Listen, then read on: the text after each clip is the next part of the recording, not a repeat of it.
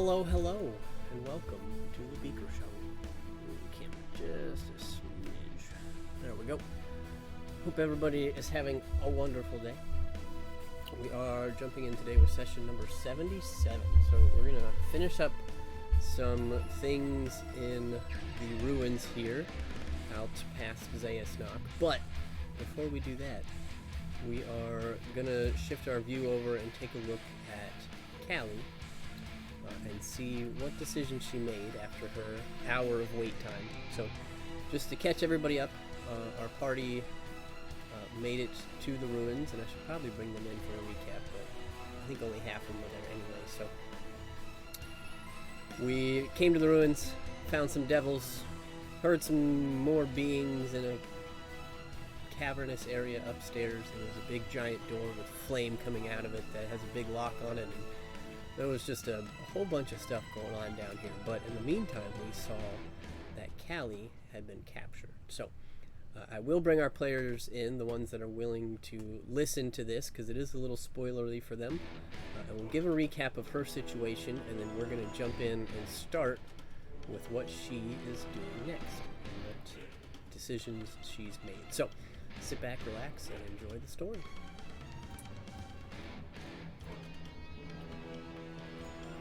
Alright, so gathering everybody back up here. The last time we saw Callie, she was in a room, suspended in a cage over a pit of lava, with some of her magics dampened and most of her gear and items gone. There was a handful of characters, individuals that she didn't necessarily know, had some recognition for a few of them, also in cages around her. A goblin, another goblin, a pregnant woman, a handful of gnomes, and a dwarvish lady sitting at a table taking some notes. She soon came to realize that she was in the chambers of Lord Cryo, and that some of these people were the ones that were captured, that meant something to her friends. She picked up on a couple of the names and had a conversation with Cryo, who was very intent on getting the Ruin Stone, but laxed a little bit and tried to make her a deal, as he knew that she had both the Ruin Stone and the book that was essentially an instruction manual on how to create a Ruin Stone. It seems he knows most of the information, but there's something still within that book that he needs, that he could use to make his own, and would no longer necessarily need the one that Callie has, so that would be a quicker end to his means, or means to his ends. We saw a couple other characters enter, one of which was this angelic-looking devil who made some hints about wanting Bink, as she knew that he was on the way. We made some assumptions and finally heard that this was Zariel, who most of our party knows is on the hunt for Bink after he drew a magical card and was then marked by her, introducing her to our campaign. We also saw a interesting looking centaur that Callie had not seen before, but seemed to have some sort of ties to what we know as Zentrum, and mentioned having control over the leaders of Neverwinter and Aralani now. That was some information Callie didn't necessarily know what it meant, but might have more relevance with the party once they kind of figure out what's going on. But nonetheless, Cryo offered her a deal that he would let her live long enough to allow her friends to try and rescue her if she gave over one of these items, or he would let her fall to her death and melt in lava. He gave her about an hour to do so, and we jumped and followed the main party for a little while, and then we ended the session. So, picking up today's session on that cliffhanger, we're going to see ourselves back in that room full of lava with our character Callie suspended, having just a little bit of time still before Cryo arrives. She saw a few devils come in and attempt to feed her. They gave her some goulash of some sort that she promptly threw into the lava to see what she could figure out about physics, I guess. And then they left. We see ourselves now with Callie waiting. As much time as she wants to have waited, there's up to about an hour, give or take, without any interference of other individuals or things of that nature, sitting in this chamber. So, prior to Cryo returning, Callie, is there anything that you wanted to do or work on, or other things you wanted to try while you are sitting in this cage? So many things. The question is, how much time do I end up having? If you take away the time that you were feeding or being fed by the devils in there, that was probably about 10 or 15 minutes. So we'll say you've still got roughly about 40 minutes or so to play with, as far as you know, before Cryo returns. That was a hypothetical, but I appreciate the... this is in Calliope's brain. Okay. Well, first and foremost...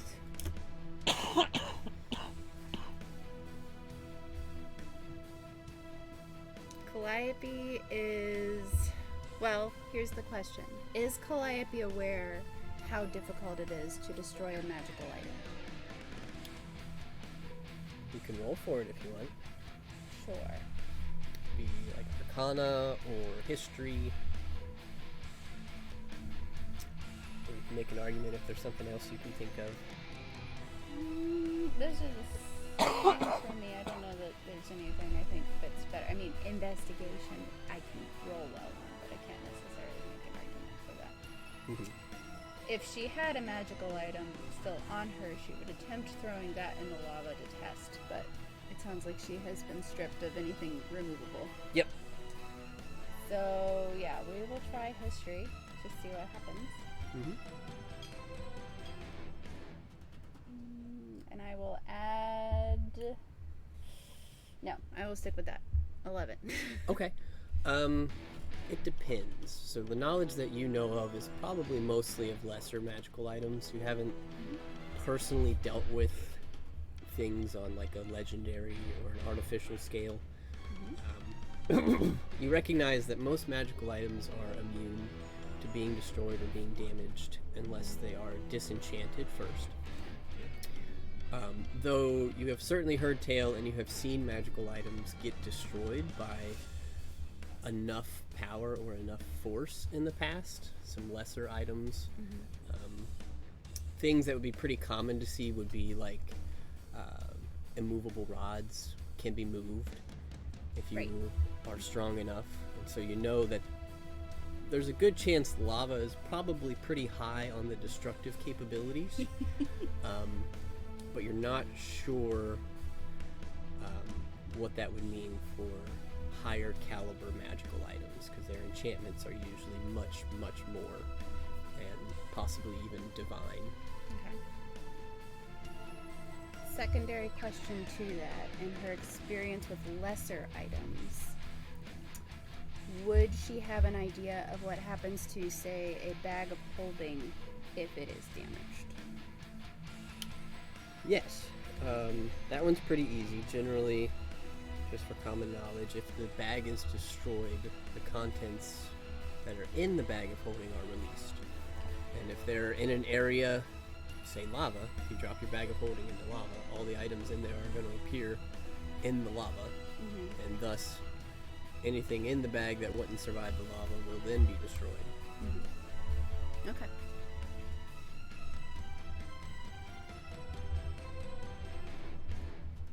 Alright. So, sitting here, hands covered in goulash. I've talked a lot about Calliope's tattoo on her right arm that looks like a skull surrounded by flowers. That when she uses weapons or punches or kicks individuals, seems to pulse with necrotic energy that both damages her enemies and heals herself. But what I haven't talked about is the tattoo on her left arm, which is of a recently filled in grave. So it's a mound of dirt with a tombstone behind it. And on the tombstone, written in Elvish, is a phrase that says, "Be not afraid of death." And there's a little shovel sticking out of the grave. And so when she's certain that she's alone with at least only the other captives, she's going to reach over and draw a series of symbols over the tattoo.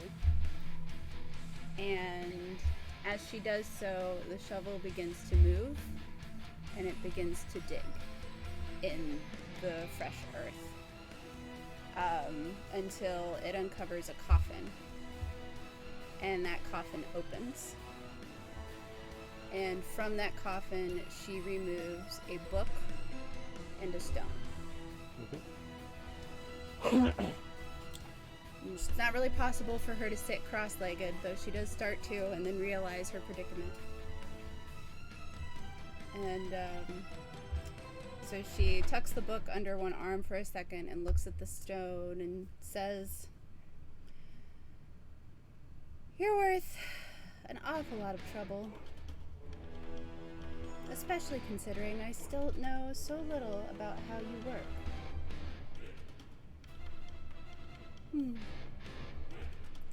And she, having had items for which she has attuned to in the past, is going to attempt to attune to the ruined stone. Cool. So, over the course of the next 30 minutes or so, a good chunk of your time here, you slowly just focus on this stone, and you begin to attune to it. Once you have attuned to it, you learn some of its properties. Okay. You understand that the use of this stone can undo moments in the past to some extent. You're not exactly sure how great of a moment or what cost it takes, the higher the moment, but you recognize that anytime this stone is used to reverse something, somebody close to the user is wiped from existence. Their soul is thrown to an endless abyss. They're not granted an afterlife or anything of that nature. So you start to understand maybe a little bit of the machinations of why Cryo wants it, or wanted these people. But the last thing that comes to you is that that power doesn't necessarily require attunement. If you attune yourself, your soul, to the stone, you are guaranteeing that your soul will be the sacrifice should the stone be used.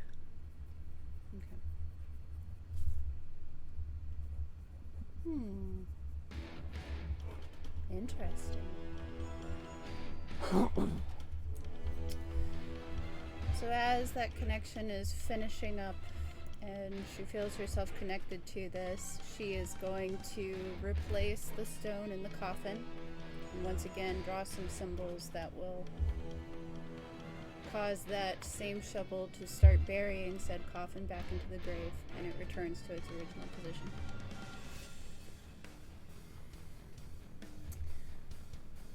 Who was it?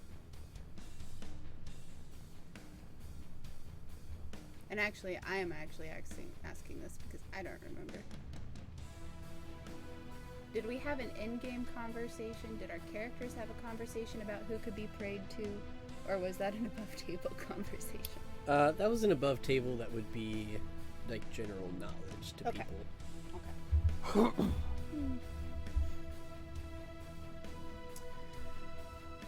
Calliope's thinking about the horned angel lady who came through and talked to the really rude guy with the blue tie. And you know, she's exploring all angles. So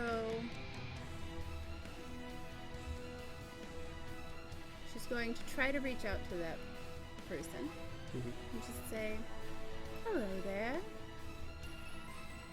You don't seem to be the largest fan of Mr. Cryo.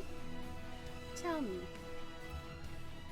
what would you need from me if you were to help me get away from him and throw a little wrench in his plan?" As you cast out this silent prayer, this Anybody there? message to the Hello? abyss, you feel the air around you, which is starkingly hot. Like almost, like you feel like you should be melting. Hot. I prefer the cold. As soon as you finish that prayer, you feel icy cold. Oh, wonderful. Like frostbite is gathering at the tips of your fingers as you see this swirling vortex of ash and fire and black feathers begin to swirl on the platform ahead of you. Not too far from the dwarvish woman, not over the lava. As you see this devilish creature begin to appear and lift her head and look at you. It's been a long time since someone's prayed to me. What do you want? I'm sorry, I got a little excited. I missed most of your message. A way out of here would be wonderful, with the items that Cryo is so insistent on claiming from me. You want to make a deal with the devil? You see, darling, that's what I am now.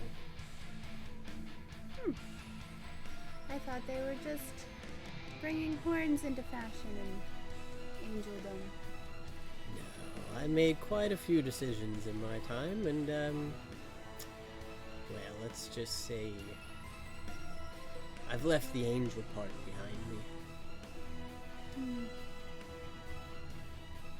Well, I wouldn't say I want to make a deal with the devil, but I'm exploring my options, and I hope you don't take offense to this, but at the moment you seem like you may be the lesser of two evils. Well, that certainly shatters my fragile ego. Wouldn't say I'm lesser than him, but I understand your position. A deal with the devil, darling, is quite simple, really. You promise me your soul, to live in eternal damnation in the pits of hell, constantly reborn every time you die, working your way up the food chain. You'll start as a limmer under my rule. You'll do as I say. You'll have no choice. You'll be a slave to me for eternity. And if you do well enough, maybe eventually you'll get to transform into more useful devils. Eventually, maybe even getting some basic job responsibilities, let's say. I'm sure you have seen devils and their works. They're all owned by somebody. Well, you would be owned by me.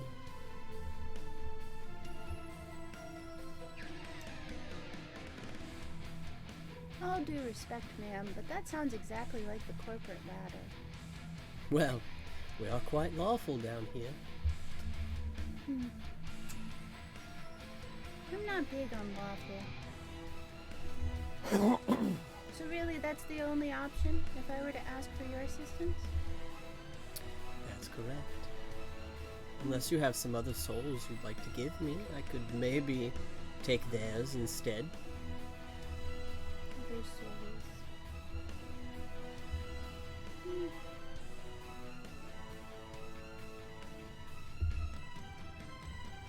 Well, I'm rather pressed for time, and I can't think of anyone off the top of my head. So, I appreciate the insight, but I think I'll pass. Suit yourself. Thanks for the call, though. Don't get those often anymore. Well, I know who you travel with, and I suppose I'll probably be seeing you again soon anyways. Good luck. And she begins to dissipate back into that cloud. Once she's gone, Calliope just kind of stares off into the space she was in and says, "See me again." I wouldn't be so confident about that. At least not with my friends. So, time is ticking. She's going to flip open this book and try to quick skim, getting a gist for what's generally covered in it. Okay, this one I'll give you investigation or perception.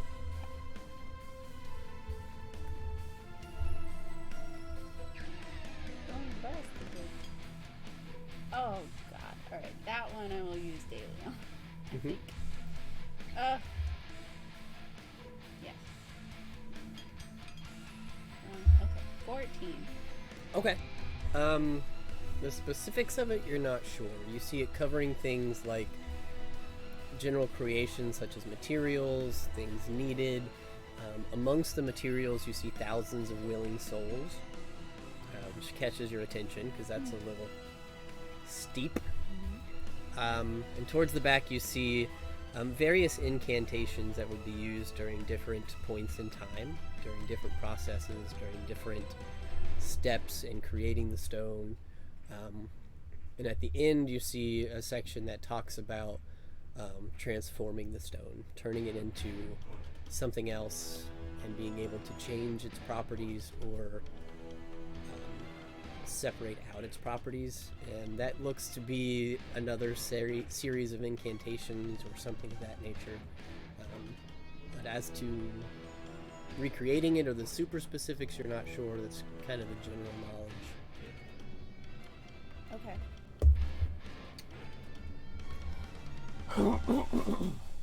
So flipping through here, Calliope's gonna say one more prayer.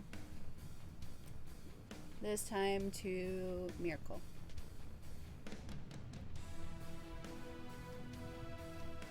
Hey there. You know,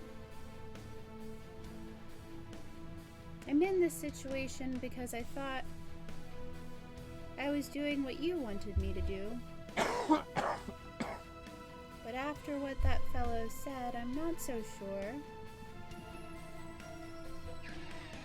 I don't mind a little chaos and destruction, but I'm very resistant to people who offer you what appear to be options on the outside, but are actually no real choice on the inside.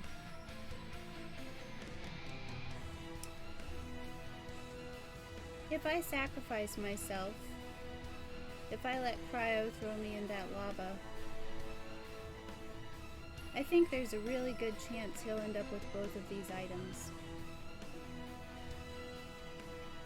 So really the only option to make sure he doesn't get both is to give him one.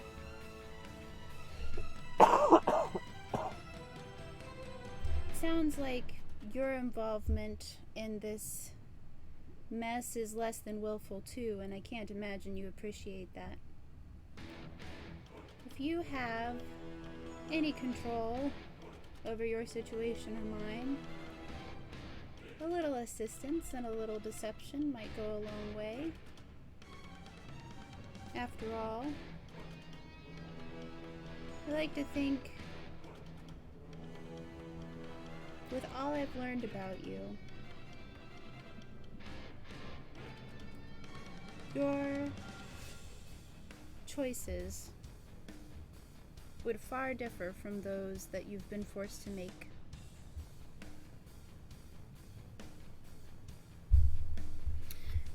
Are you like actually trying to reach him, or are you just kind of saying this?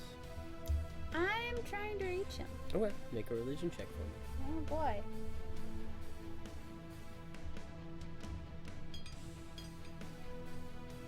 Okay, that one I get good on. 18.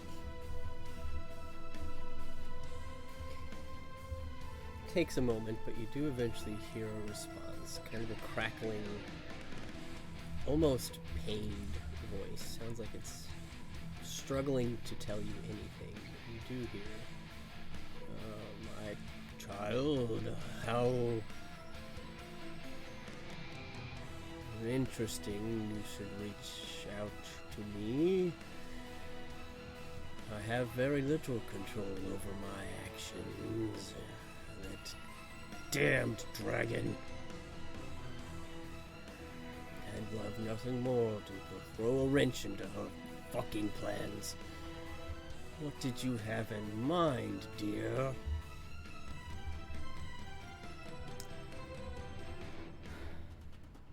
You see this incantation?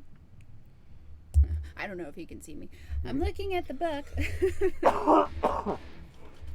I think I can alter it slightly to make it unusable. But I don't know how obvious my alteration will be. Do you think you could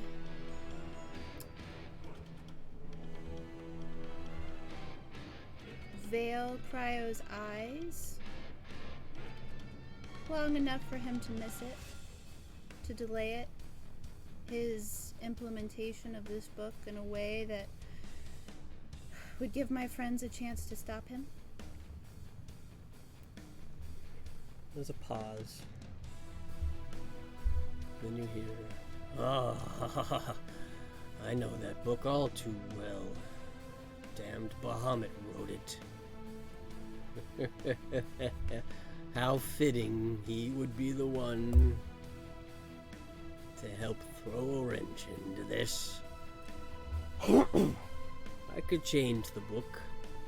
That's not too hard, doesn't require much power, and probably wouldn't be noticed by that dragon should I choose to do it. It's not gonna last forever. They could certainly, well, I would say they would most definitely figure it out eventually. Probably keep them probably keep them confused for a decade or so, I'd hope. I could do that. And you, darling, would be instrumental in helping to free me, I bet. I know a little of your plight and your friends. How about this? I'll help you, but I have conditions. What are those? Pledge your life to me. Become my servant on the material plane, and I will grant you quite handsomely when you die and come to my realm. I will simply mark your soul to be mine. You will reap many benefits should you free me from this grasp. Alright, above table, just to make sure I understand. He is offering to both alter the book and make it so that Cryo can't tell it's been altered. He is offering to alter the book, and that it should stump Cryo for a while. Okay. Hopefully a decade. Wow. Well, hopefully these people are faster than that. You know, I was just talking to Zario, and she had a similar suggestion. Yes, devils love slaves. So what did you call her? I'm sorry, Miracles, when she's on Earth, what would his champion, his agent? Essentially, he was just asking you to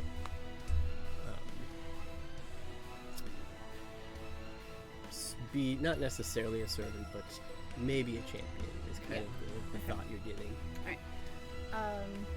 To pledge yourself to him. Yeah. In pledging myself, what would you ask me to do while I was still alive?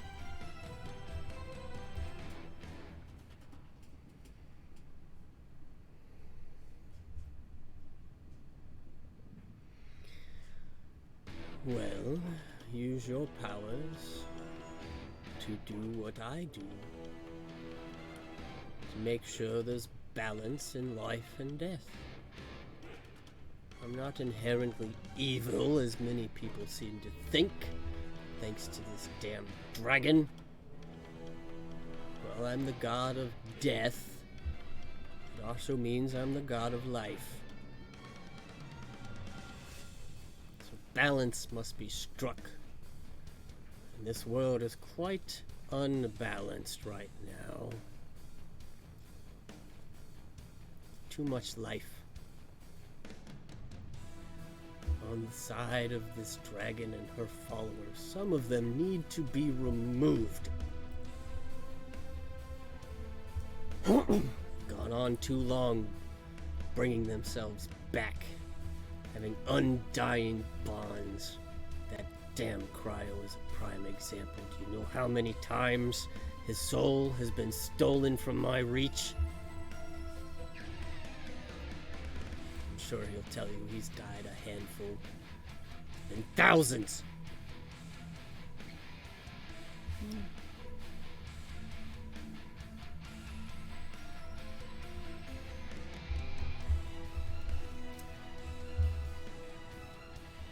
Calliope chuckles to herself a little bit, despite the severity of the situation.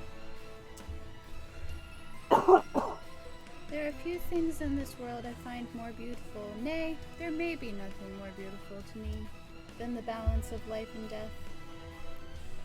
If you can help my friends and me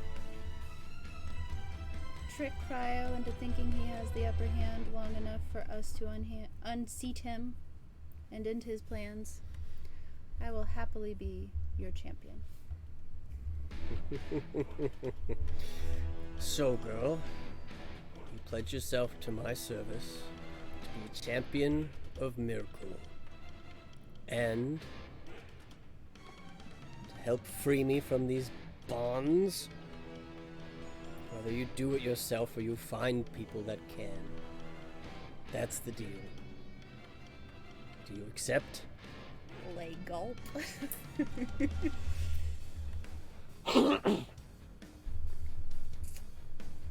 I do. Wonderful. And you feel once again this icy cold shiver run down your spine. You feel your skin, as hot as it was, begins to pimple with goose pimples all over. You can't help but shiver, and you watch as your skin becomes a tapestry of skulls. Ooh. There's just little swirling skulls all along your skin, everywhere you look, just moving and growing and shrinking as they just slowly, lazily drift around your body until they eventually kind of dissipate and they kind of fade. You can still see them if you look close enough, but they're not nearly as prominent as they were before. It says, "It is done." And you feel the book in your hands grow suddenly very hot. It doesn't hurt, but you can tell that the temperature of this book is insane. And then it calms, and you look back down at it, and it looks about the same. Skimming through it real quick, you can't necessarily tell the differences, but you recognize a couple words have changed, a couple words have moved. Something has certainly been done. And your soul feels, while maybe in the past a little cold, a little empty, a little lonely, you suddenly feel like somebody is with you. You just feel this other presence. Wonderful. And it feels dead. Hey. Alright. Well, with that, she'll close the book, stand ready for Cryo to return. Wonderful. Well, with just a few minutes to spare, That was a lot. you hear the door creak open once again, and you watch as Cryo walks in, steps right up to you, and says, "So, girl, your hour's up. What's your choice?"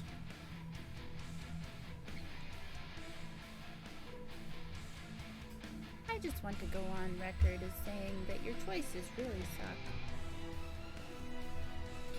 They're wonderful to me.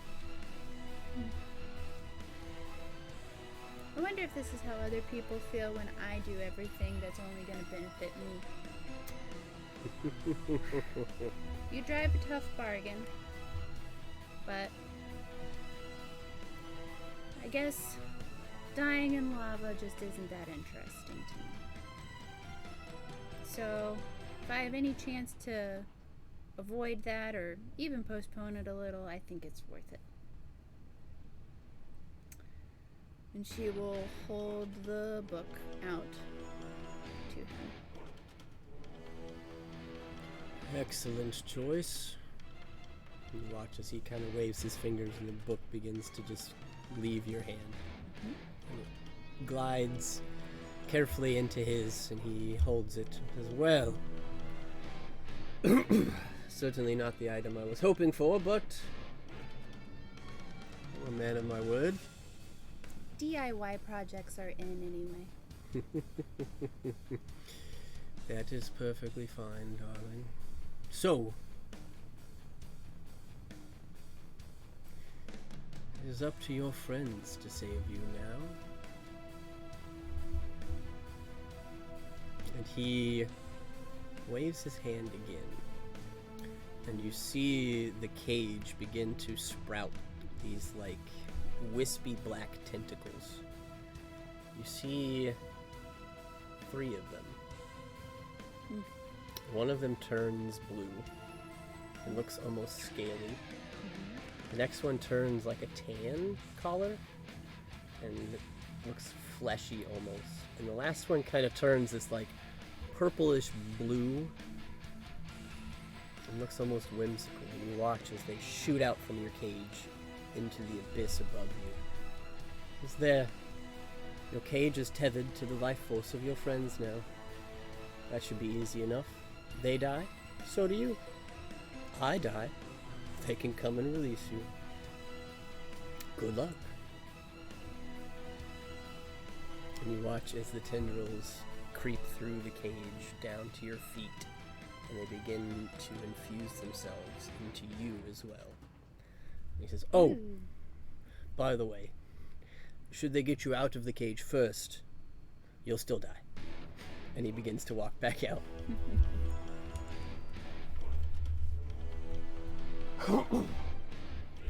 Anything else? Don't think so. Alright. Well, we will jump back over and pull our other player in. We'll find ourselves back in the desert ruins. So, just a second here, let's grab Zago.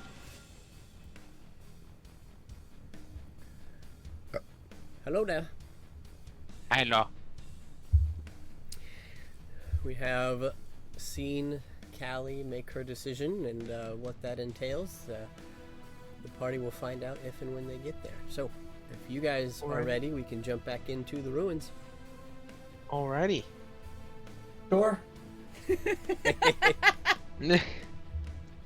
You were like, we have seen Callie make her decision, and I was so wrapped up in a video, like, okay, let's go. I don't know what happened.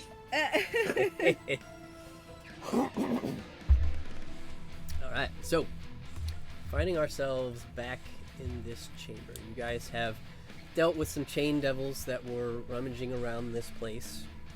One of them was making its way to an upper level. Zanzadar and Lalia had managed to chase it down and kill it before it was able to enter this area up here and potentially alert or make note of to whomever was up there. You heard some complaints coming from that room as a half-eaten human body was thrown out into the pit behind you. But nobody seemed to be rushing out. But that is where we find you guys. So, having just ended combat, seen this body tossed, what would you guys like to do?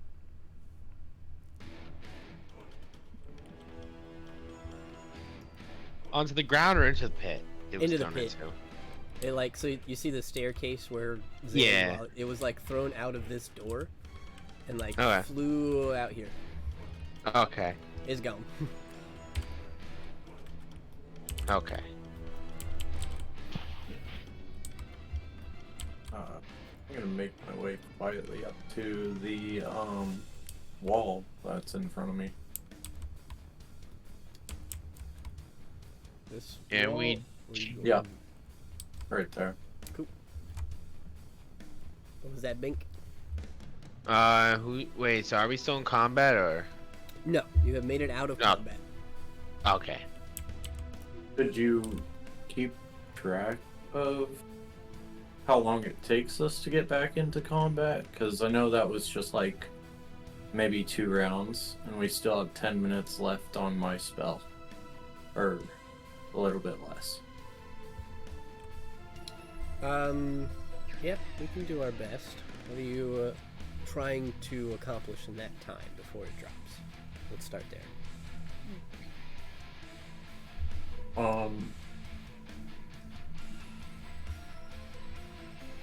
While I was trying to walk up, does it seem like the door opened and the body was thrown and then shut again? Or is it still open? Can I even tell? You would have to get a little bit closer. So if you were to make your way just above Lalia, you could see that there doesn't appear to be a door. Okay. Seems more like an archway, or maybe there used to be a door, but it's just a hole in the wall now.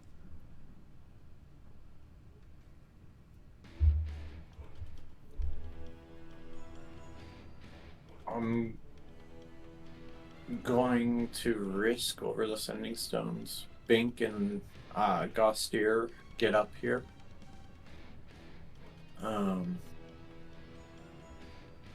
It goes without saying I'm telling Aiden that too, but and then I'd like to make my way as close as possible while seeing if I can get catch these people unawares. Okay. Bank, you hear this message over the stones from Zanzadar. You are Okay.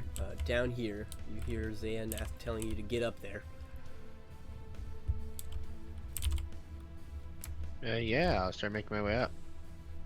Okay. So you grab Gostier and start making your way Making her way. towards Downtown. the stairs. It's a bit of a travel, but you guys can get there. Let's say you're about here. That's about a round or so. And Zan, trying to get up here, make a stealth check for me. Okay. Seeing Zan sneak, Lalia will hold as still as possible where she is. Well, get them out early. Natural one on that for 15. Okay. Oh. Okay. So you make your way up here, and you kind of get to this opening. Right, you just begin to kind of peer into the room. It doesn't... You don't seem to set anything off immediately, but you see an interesting scene.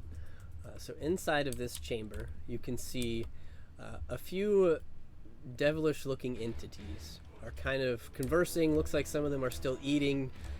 Looks like they have plates and half-eaten bodies sitting on top of a broken open casket, I guess. It looks like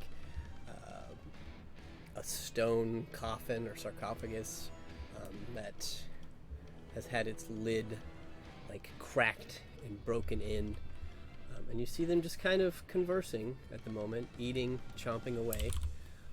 I'll say among the three, you see what looks to be like a feminine form in very ornate plate mail armor.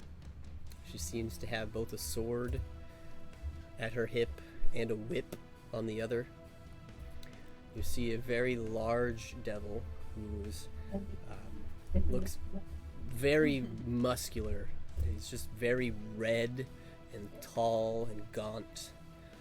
And then you see a third being that is also devilish in nature, with two very long, curling black horns and these large black wings sprouting out of its back.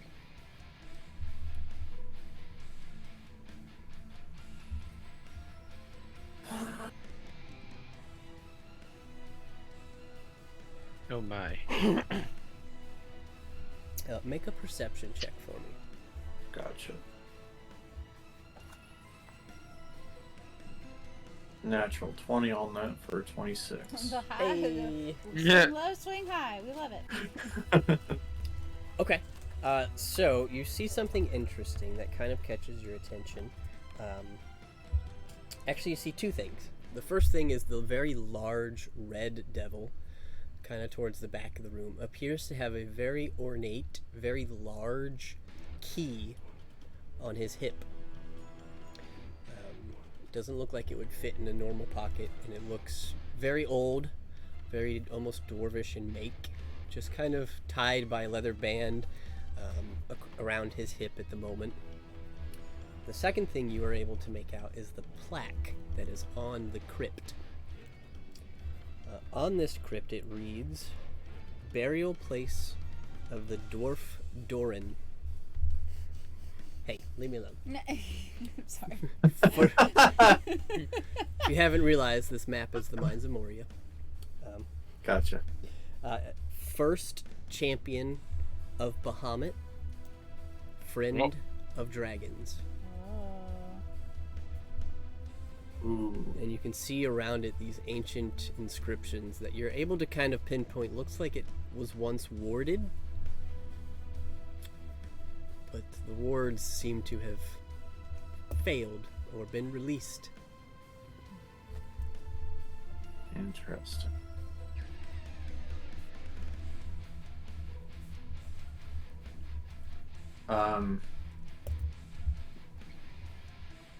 Could I whisper over the sending stones? 3 devils.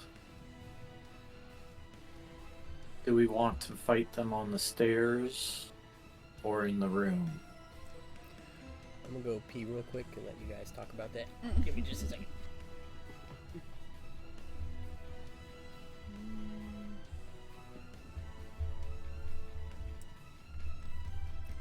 They seem quite comfortable with throwing people off the stairs. Right, that's what I was thinking. Having some walls might be helpful for avoiding that.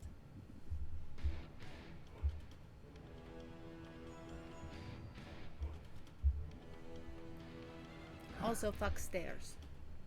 Right. I agree.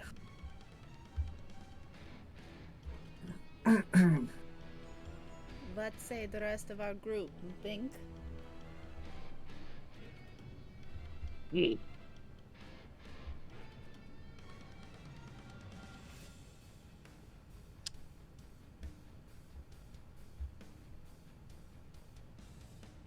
It might take him a little bit to get up the stairs. So it'd just be you, me, Oh, and did I? Lalia for Oh, a got it. round or Okay. so. Which Okay. I'm fine with. You know. Question, above table. What spell are you holding or using? Oh, Oh. protection. That's right. Yeah. Yes. Okay. I do remember that now. Thank you. It is a good one.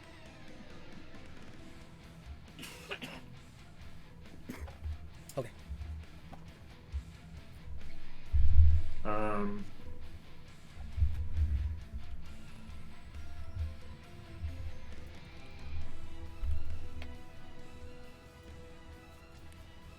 I personally want to try and blitz him. I do not know what blitzing is, but it sounds fun. Does it involve climbing stairs?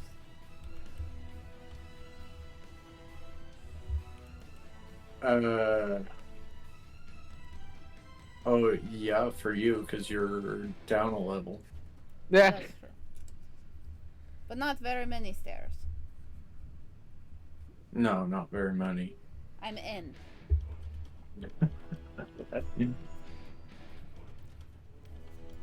I have to look up something real quick.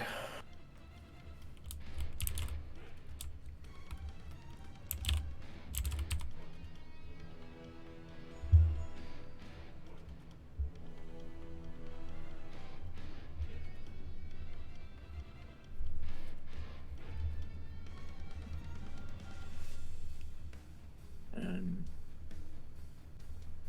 what's that?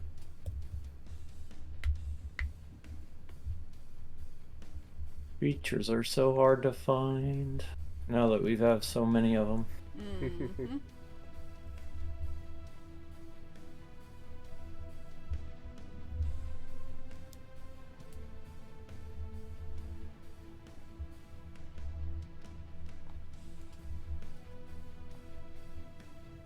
Bank, are you continuing to make your way up as we talk about this? Yes, I am. Because I figure at least a couple rounds have gone by. Yeah, yeah. Alright, so I'm just I'm ready sprinting to up the start stairs. combat.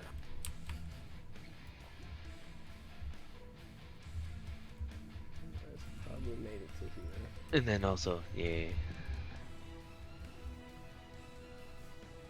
I mean, I won't say no.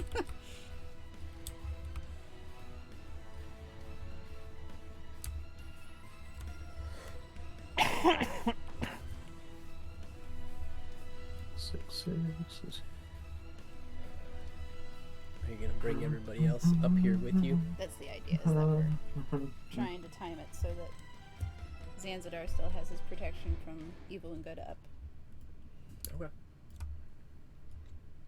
So you guys start. Let me know when I got the okay. Hmm?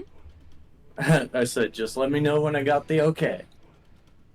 So you guys can probably safely get here without being heard yet. Okay. Alright, so my boot should still be active because they also last 10 minutes. Yeah. So I'm going to run 60 feet into the room. Mm-hmm.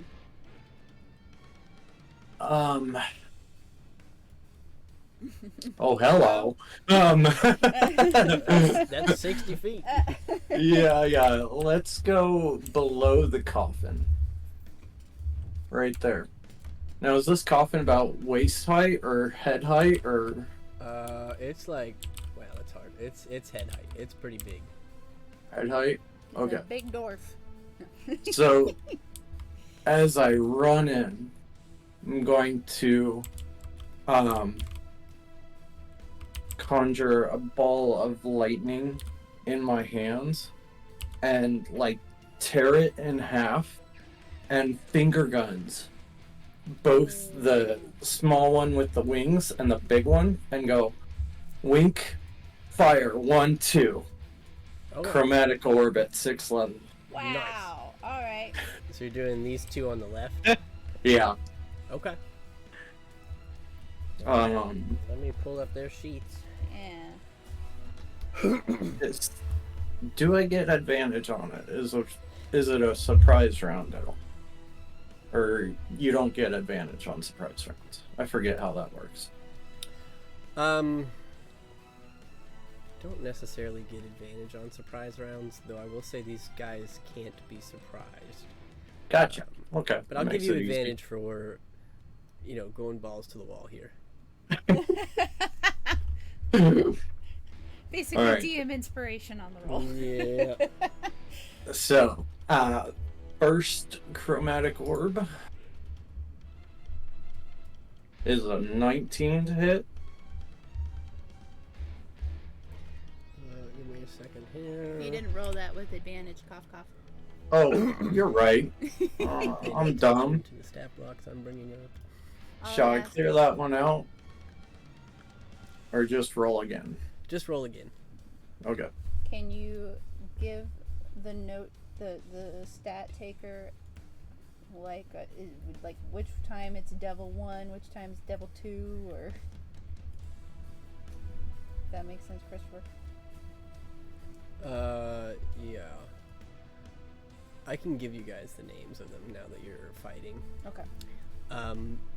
So your first roll at this one, right? Yeah. That's at the Aaron Yes. We love it. That will hit. Okay. Rolling for the second one now. For a 20. A 20 on the second guy. That is a Pit Fiend. That will hit. Okay. Doing my channel divinity for maximum damage on both. Cool. Nice. Lightning.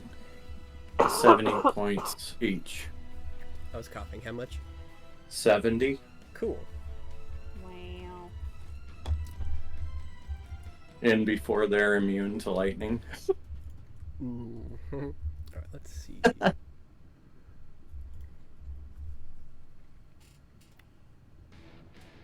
Don't think any of them are immune to lightning at the moment. Or, like the beloved shambling mound that heals with lightning. Oh, right. So you got it. Oh, wow. Oops. I almost did a shit ton of extra damage to the Pit Fiend. Okay. That's fine. It can take it. So you have certainly got their attention. Let's all roll some initiative. Okay. I'm assuming I don't get a bonus action. Actually, we roll initiative, and then I only get a bonus action next turn. No, I'll give you a full round on it. I'm not that Oh, worried okay. about it. Traditionally, yes, but I'm not that worried.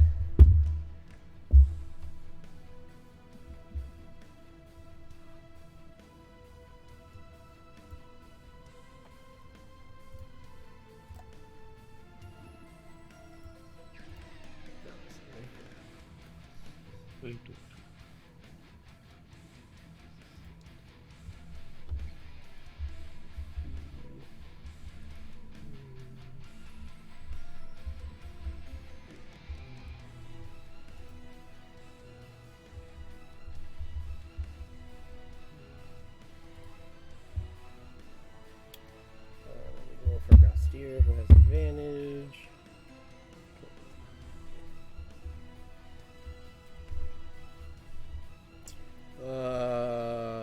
Zanzadar, what is your dex score? It's a 15. Okay. Alright, so we're going to have Gastier,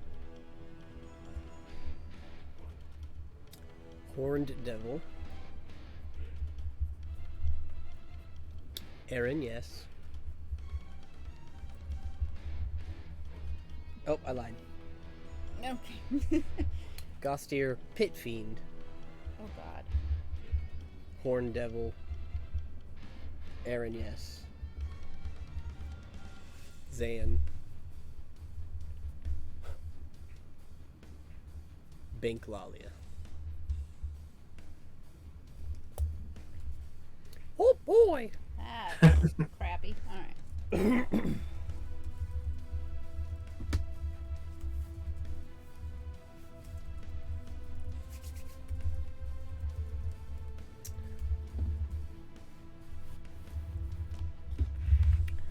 Alright, so from the bottom of the stairs, I need to check these guys real quick.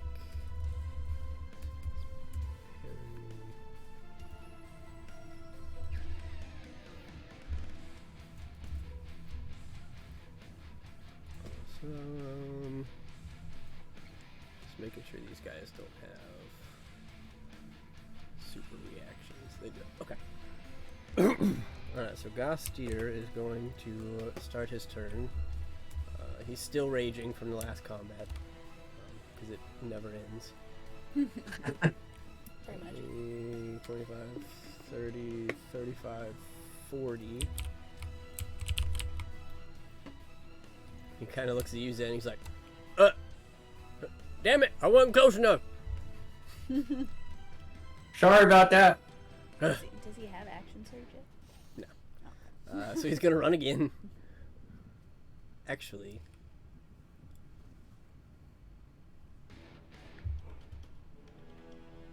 Nah, he won't use them yet. He's gonna run again.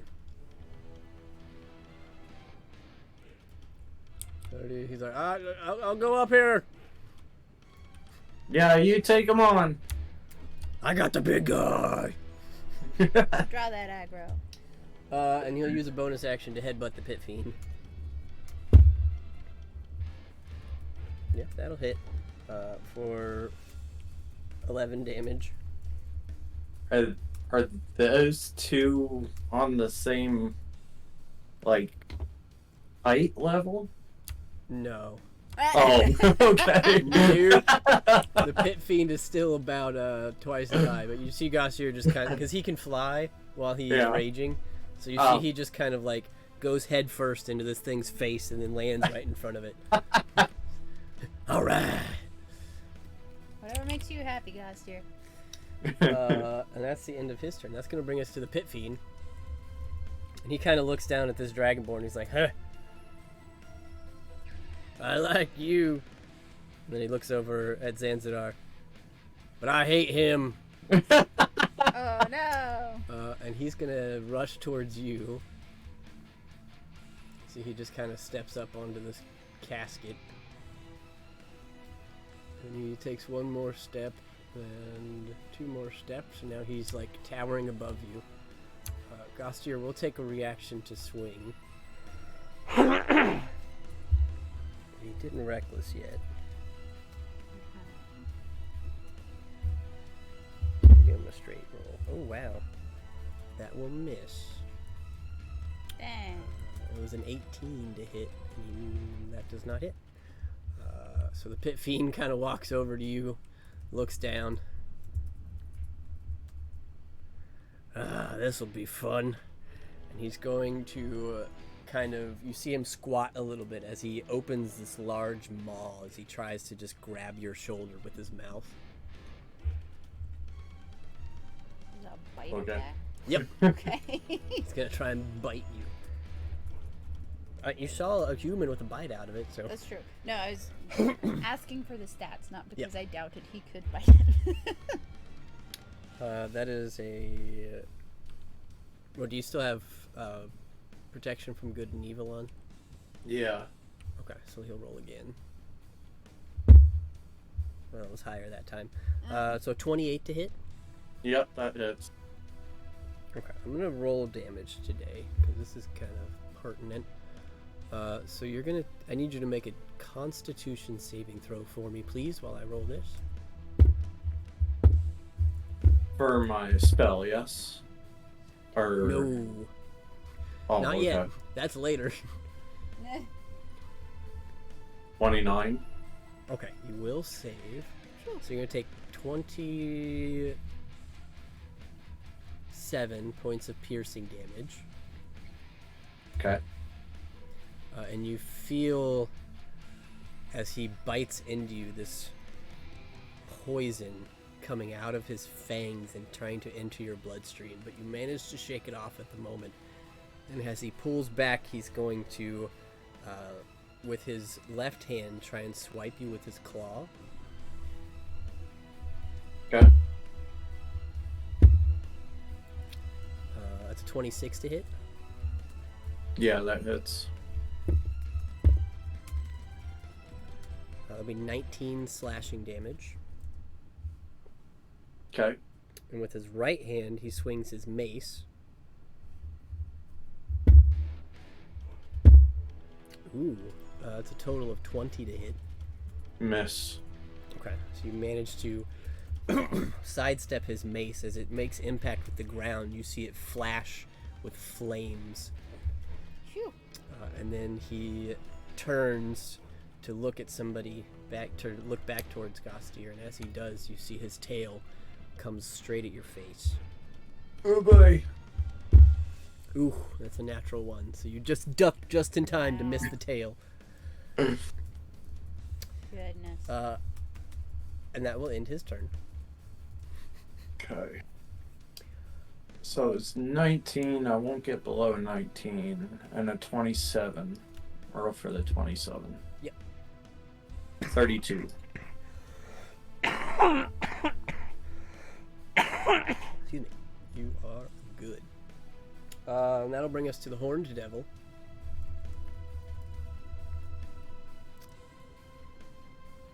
Let's see what he wants to do.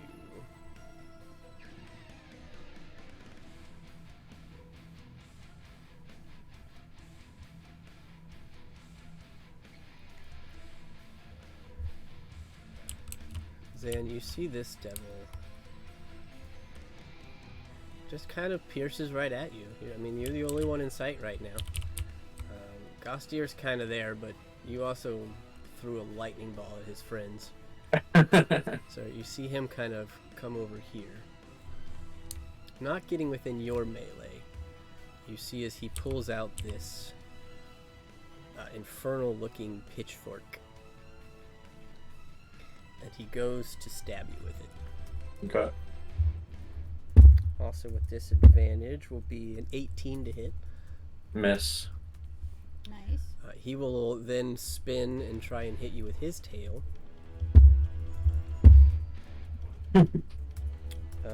That's a 24 to hit. Hits. Okay. I need you to make a Constitution saving throw against his attack.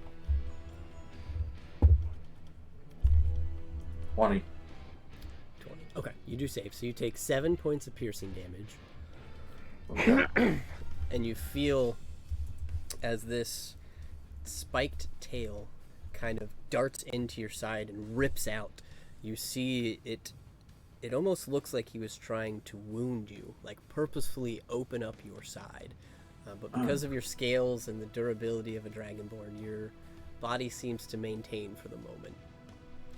And then the last thing he's going to do is he's going to pull his free hand, and you see him shoot a little mote, a little red mote that just kind of drifts over to your skin and then ignites as he's going to try to hurl flame at you.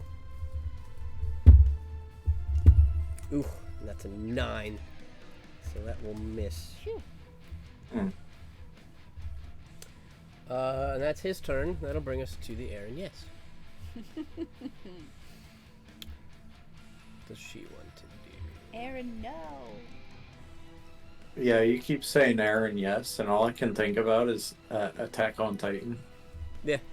I mean, that is her name. So that's what she's called. You see her head snap and look at you as well, Zan. She's like, ha ha ha, this'll be fun. She pulls her longsword out of her scabbard and runs towards you. And she's gonna take 3 slashes with this longsword. Okay. All at disadvantage. So the first one's a 22. Miss. Okay. Second one's a 12. Miss. And the third one is a 15. Miss. Fun what? You're not even hitting me. The other two did it.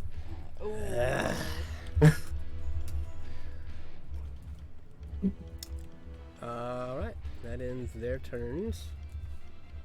Which will bring us back to Zan.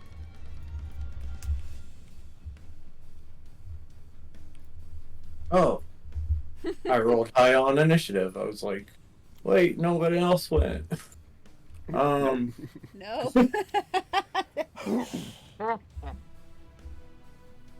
Let's see.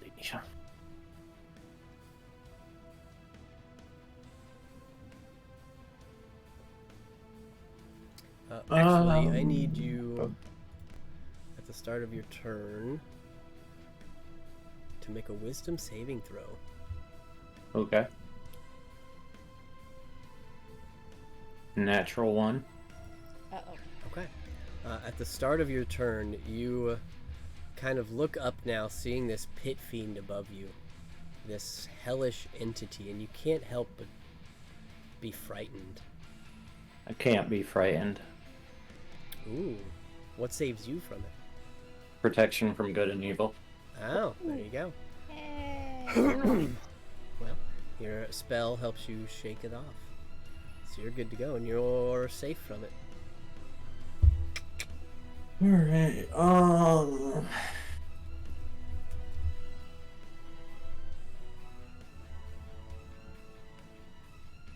this is...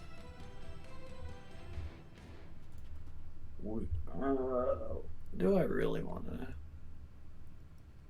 think so? Okay, this is gonna be... kinda weird. What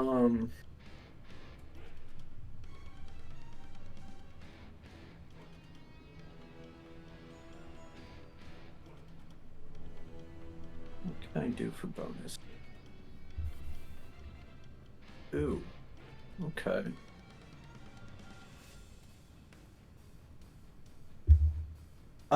I'm gonna shout to the group. Everyone, stay away from me. I got these guys. For my action, I'm going to use chromatic warding, Okay. and I'm going to make myself immune to lightning damage. And for my bonus action, I'm going to cast Sanctuary myself. And then just say to all the three who are attacking me, you want a piece? Come get a piece! And I will end my turn there. Alrighty. That'll bring us to Bink. So I'm gonna use level 5 synaptic static. Alright. Let's see what that bad boy does.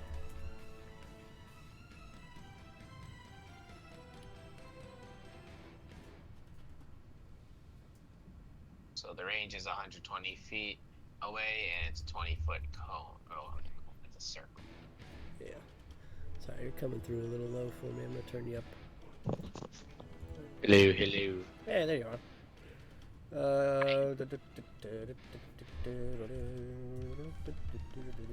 Okay.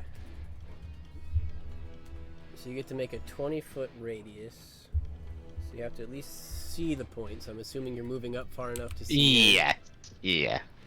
Okay. Probably have to be there. Alright, and you get a 20-foot radius. Okay, I'm sorry, can you highlight all the enemies really quickly? Like, I mean, either way the room's shaded, I just want to make sure where all the enemies are. So there's 1, 2, 3, 4. 1, 2, How many 3. more is there? These 3. So I will give Who is that you- above then? Gostier. Got it, okay. So yellow. I'll just make them all yellow so you can see them right now. These are the enemies.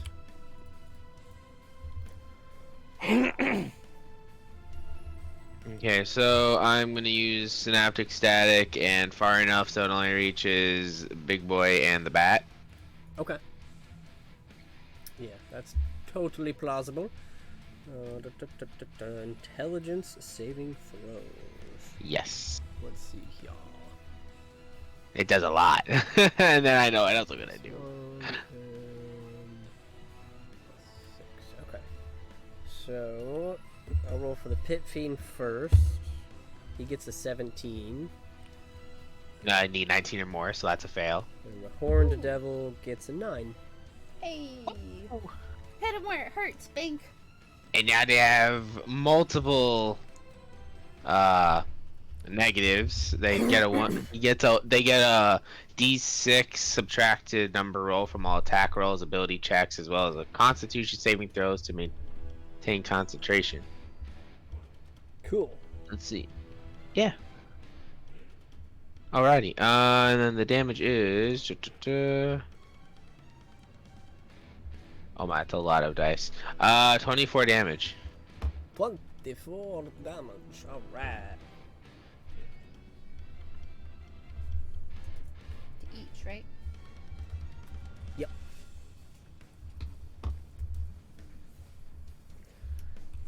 Boom.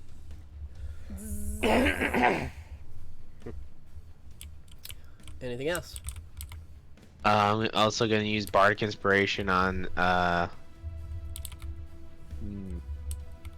I'm gonna use it on Zanzidar. You got it. I'm gonna make my way into the room a little more. Wait, how much feet do I have? You've used 10, so you've got 20 left. How many did I move? How many like boxes did I move? Like maybe like 2, 3. Yeah, I don't you know how moved much. 10 so far, so you've used 10 feet. I have 15 left then. Oh, okay. Wait, do I have 15? Yeah, 15. I only have 25 feet in total, so yeah, I'll just move the rest of the way Little forward. legs. Alright. So you kinda With step my in little a bit. legs. Okay, and then Peter's gonna make his way into the room, kind of like flying, like maybe like fly to the top of the stairs, and then I don't know, like just walk in the rest and then fly. I don't know how that could possibly work, but can he pass me actually? Yeah, I don't know if he it's could a tight pass me. squeeze.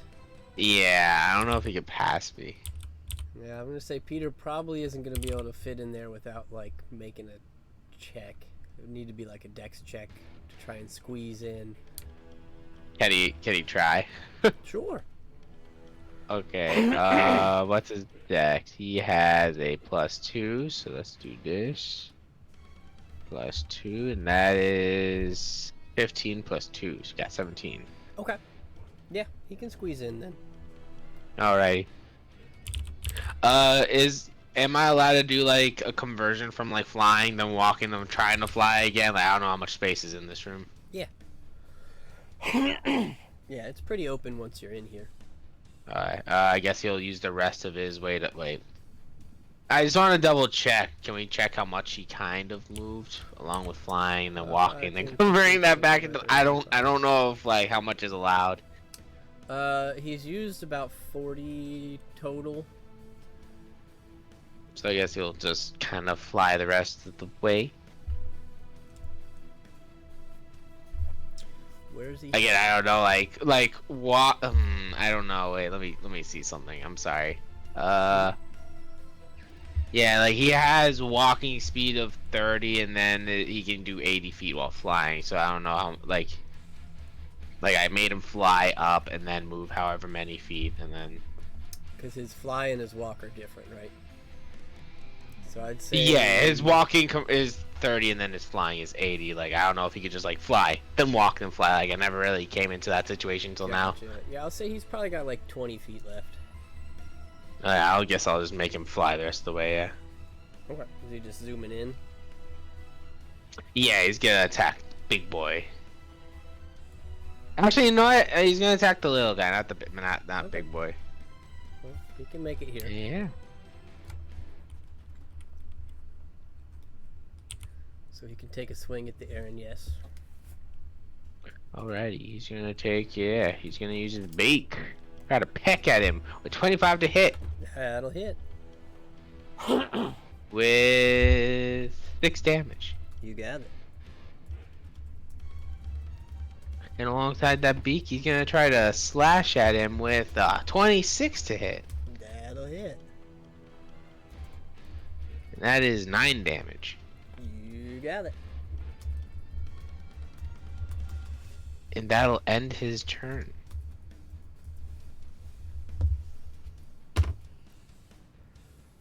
Wonderful. Anything else for you guys?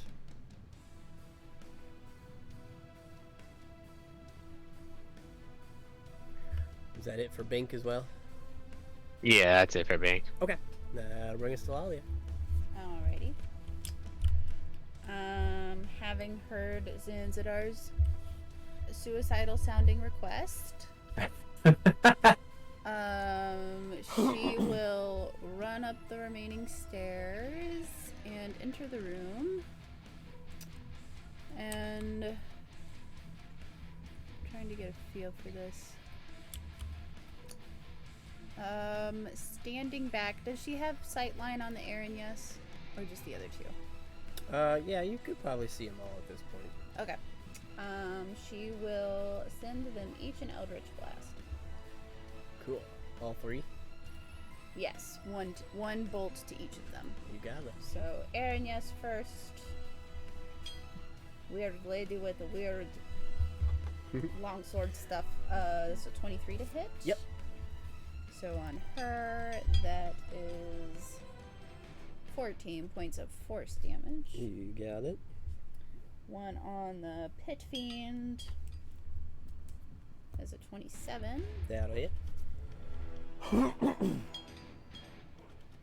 That is 11 points of force damage. You got it. And then the Horned Devil is a natural 1. That'll miss. So, shit. The force energy bounces off one of the pillars in this room and fizzles out. Ah, damn. You moved. It's your fault. I have impeccable aim. Does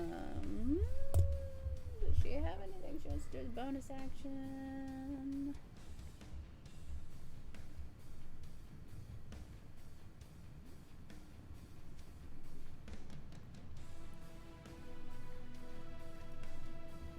Nope, that will be it. That is her turn. All right. That'll bring us back to the top with Gostier, and he kind of looks over at you, Zan. He's like, what the hell you mean by that?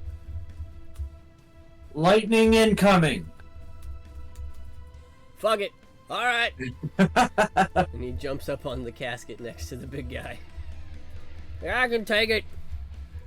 I know you can. He's gonna take 2 swings at the Pit Fiend. Reckless now. That will hit with a 30. So it'll be 35 damage to the Pit Fiend. We don't get roll damage from Gostier. No, because I didn't pull the sheet out. Do you want me to? It'll take some time. I mean, I do for Okay. the stats, but everybody else is in a hurry. We don't have to. No, I don't care. Go for it. Yeah. So negate the 35. Let's roll for it, I guess. This is on the Pit Fiend. Yes. I don't have reckless attack in my repertoire, so we're just gonna. Alright, so it's going to be 11 plus 24. 35 points of damage. That's funny. That's brilliant. But hey, it's accurate now. Someone knows their character sheet too well.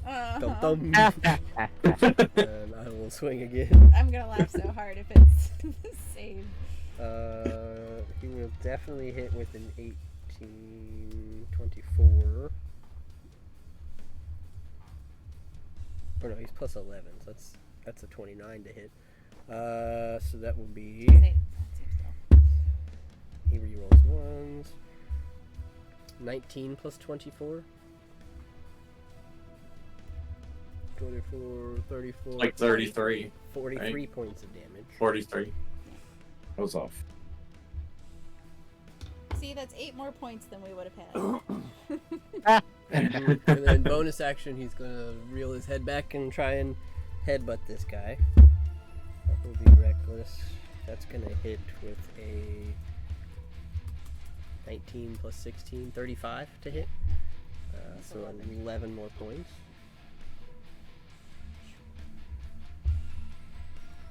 That was fun. And that is it for his turn. To bring us to the Pit Fiend.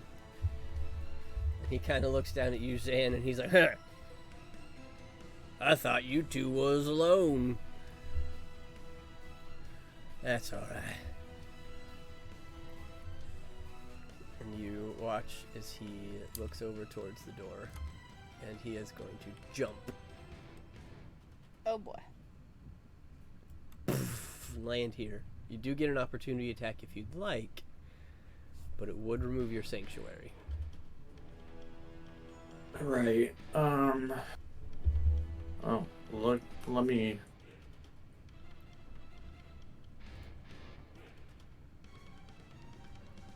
Yeah, I'll do it anyway. I'm actually gonna burn a second level spell because it seems like he can understand me. Mm-hmm. Command: stay. Okay. Wisdom saving throw of 22. Wisdom. Okay. That's a 29 on his save. Ooh, Man. that was a good try. I have a question. Sure. Can I use silvery barbs?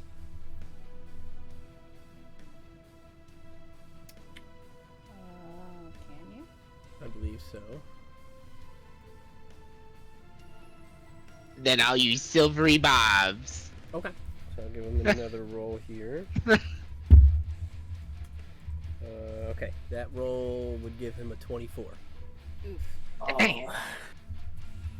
Good try. Good try. Who do you want to give your advantage to? You gonna keep it? I'll give it to Lalia. I wasn't shopping for it, but I appreciate it.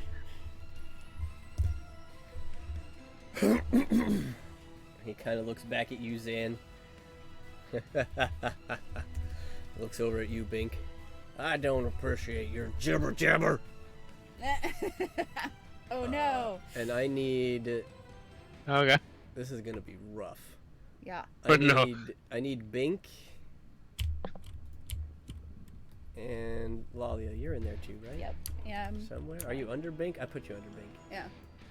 I was wondering where Bink went. Bink, what are you? Oh. I'll put you up one. I Oops.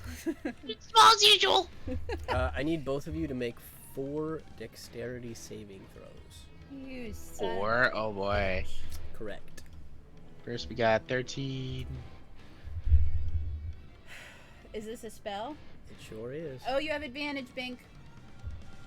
I haven't. Oh my god! I have to reroll. I just No. rolled 4. So you've got you've done 2 basically with advantage. So you have Yeah. a 25 and a 25. I'll let you roll. So it's reroll 2. Yeah. So Okay. do 2 more advantage rolls. God dang it! I keep forgetting to click advantage. That's alright. That's right. Just roll that Well, one a little more. Okay. Okay. Now one last advantage roll. Okay. There we go. Okay. That's. Oh my god! That conversion. That's right. So you saved 3 times. You failed once. Save 3. Okay. Fail once, and I'll get to what happens in a second. I need 4 from Lalia. Question, What is happens? this an AoE or is it like Bink and I are each being targeted? Asking because Shield Master specifically says if I'm the only one targeted by something, I can add my shield to my save. It's an AoE. AoE, okay. But I do still have advantage thanks to Zydan, who is, I don't know, glowing like a shield around Bink and me. Meh. So, first roll. Oh, Bink also has a +5. So, would that turn his failure into a success? Well, his failure was a 15. Which would make it a 20. No. Okay. Well, that 14 really sucks then. Okay.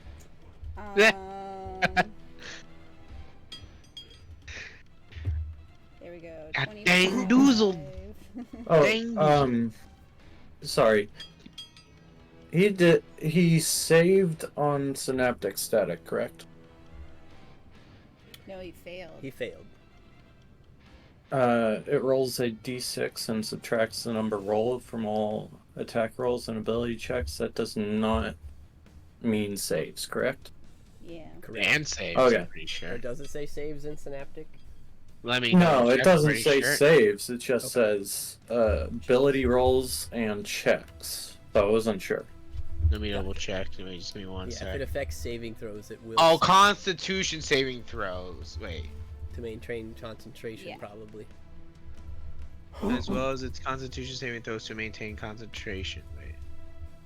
Oh wait, does it keep rolling? Oh, got it. Never mind. Okay, okay.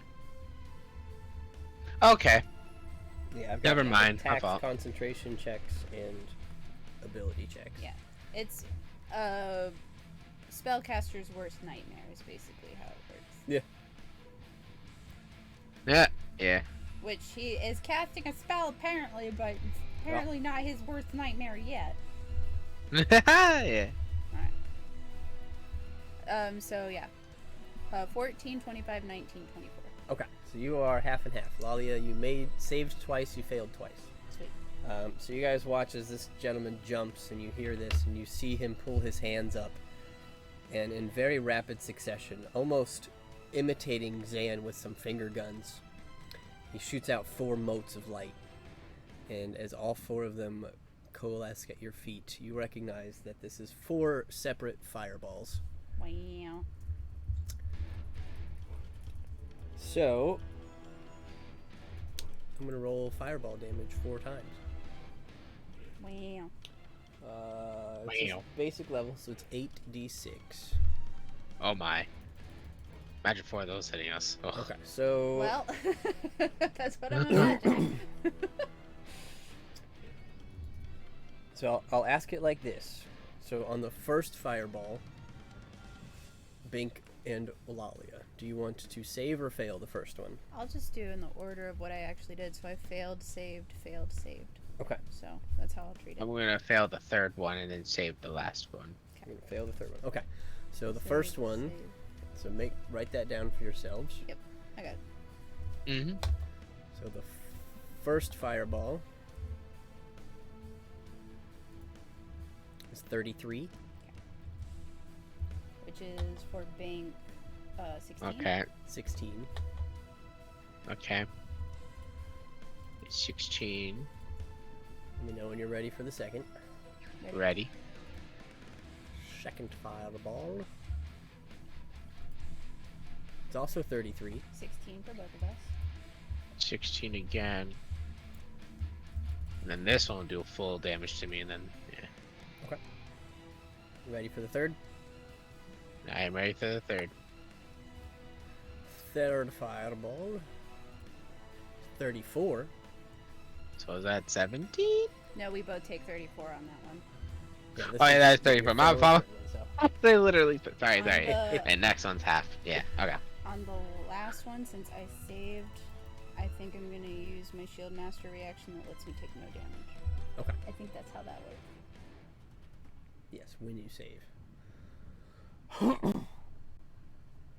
I'll take your word for it because I can't find it in here Yeah, right now. that's fine. Okay. So Bink, you will take half of the last one. And the last one is 26, so Ah. 13. That's alright. Yeah, but like 10 more damage. Alright, so that Okay, is 26. 79 damage to Bink and 83 damage to Lalia. Yep.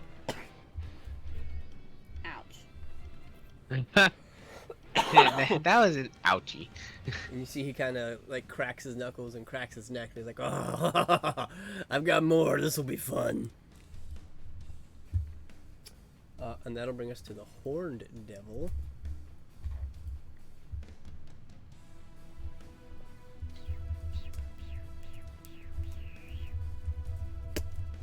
What does he want to do? Okay, he's gonna try his luck. He's gonna look at you, Zanzidar. And he is going to try and flick another mote of flame at you. So he needs to make a wisdom save to get past Sanctuary. Or no, you used a spell. It's didn't you? off, yeah. You Go used a ahead. spell. So yeah, he's gonna flick a flame at you. But he still has disadvantage. So that'll miss with a natural 1. You see You kind of suck with those, don't you? Shut it! And he's gonna take his trident and try and stab you in the chest. 13 to hit. Off the shield. Bing. And then you see as his tail kind of snakes around between his legs and goes to stab you in the leg. And that is a 22 to hit. Miss. Oof. So you managed to bring your shield down just in time to pin his tail against the ground. You see him pull it back real quick with a yelp. Fine. And he flies. He's gonna sit back here. As he retreats. I don't think he gets an opportunity from Gostier. Gostier could have taken one of the pit feet. I forgot about that. Well, that would change. Oh the no, he whole did. He missed. That's right. Yeah, I was gonna say that would have changed the whole thing. So. Right. Okay, and then that will bring us to Aaron. Yes. I will say Gostier did not take a turn on the Pit Fiend, so he does still have his reaction. It's fine that he didn't, Yeah, but that's the thing. yeah. Who does she want to go after?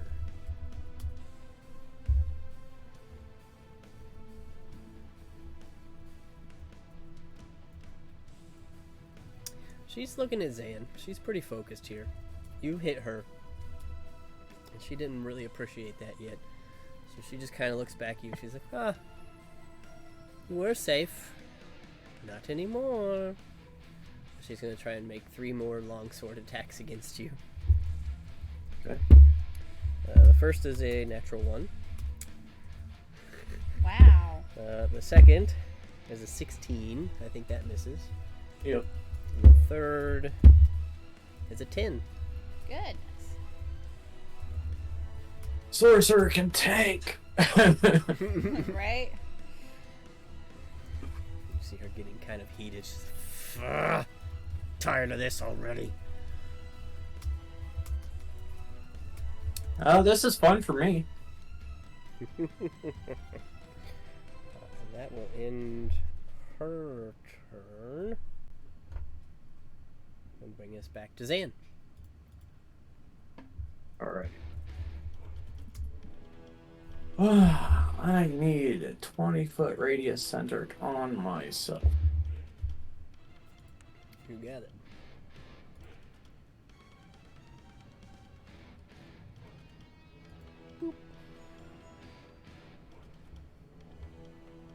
As I'm assuming that's hitting the big pit fiend guy. Oh, yeah. Okay. Zan looks directly at Gostier and holds the top of his staff to his hand and kind of like draws out a magic bead of fire. And he's just grinning as he does it. You sure you can handle this, Gostier? You see he puts his hand on the top of his axe, like in front of him, almost like a shield. Bring it! He's gonna hold the bead up to the ceiling, and lightning shoots down from the ceiling, turning the bead to electricity, and he slams his hand into the ground, and lightning shoots out from him. Oh boy. That would be a 5th level fireball. Dexterity saving throw, 22 lightning damage. That Alright. is on Peter as well. Yep. I warned him. Yep. So I need a dex save from Peter. He has a +2, so I'm gonna roll a d20. And now 20 save. Yeah. He literally saves. That's Nice. amazing. That's What, fine, he 'cause just needed saves? 20. Yeah. Yeah, Peter will save, so he'll take half damage.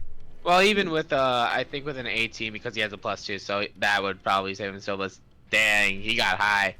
The DC is 22. Yeah, he needed. Oh, it is enough. 20. Oh, I thought Yeah. you meant like he needed a 20. Oh, no, he needed a total. 20 on the dice. Yeah. Wow, that was Great. It's 35 lightning damage. Oh my god. And he takes half damage. Awesome. So Aw. 17. We're gonna do max lightning on this one. 17 for Pete. I can only do it once. Aw, That's Wait, is it 16 or 17 for 17. Pete? For half of 35. Okay. Gospier will fail purposefully, and you will see him use absorb elements as his axe sucks in some of this lightning. There, good Yep. use of your. So that would make 17 to you. Nice. He just kind of grins, a little singed. Keep 'em coming. Well, and really it's 8. Because you're raging.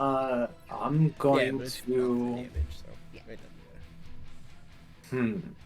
Don't know whether it's better to stay focused on these two or fly over to the other guy. Oh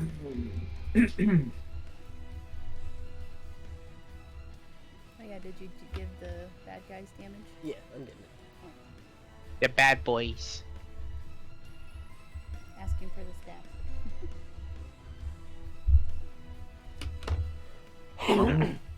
I'm gonna move actually closer to the pit fiend. 'Cause I feel like. Yeah. Like, are you leaving the Aaron Yes's range? Yes, I am. Okay. Because she can't hit shit. Right. So. She will take a swing with disadvantage. Yep. What's she actually? That's a 10. Man. Good. I didn't say you could leave.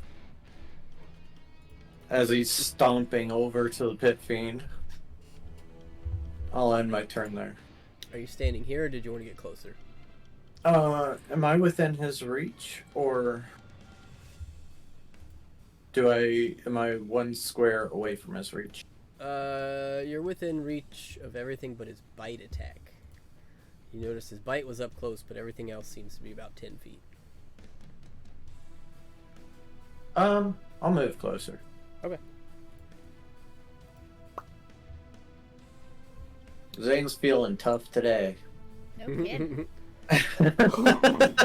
I was feeling tough till I took 4 fireballs to the face.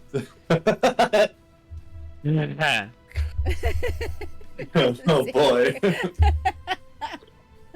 Alright, that'll bring us to Bink. Alrighty,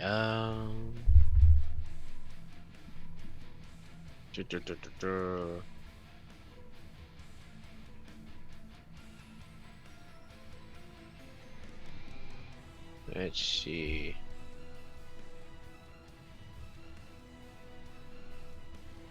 Bink is gonna use level 5 gravity sinkhole above Big Boy. Like just enough so it just like yanks him straight up. Let's see here.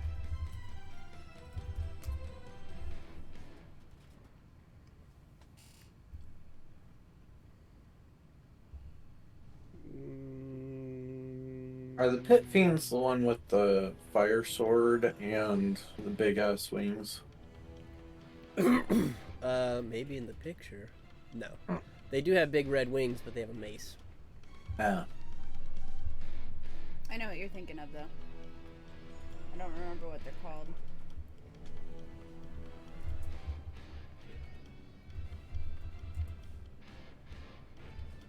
Okay. Yeah, you could probably get the sphere high enough that it wouldn't affect your friends, and that's a con save. There's a con save, but it's minus the DC for saving throw. DC D6. So the cons, that's for concentration checks, con saves, I believe. Yeah. Okay. So we got a plus 15 constitution save. Wow, alright. Well, his constitution save on this is going to be... Wait, I think he has resistance. Hold on. Let me double check that. He does, so it's either... Okay, it is a 22. That is enough.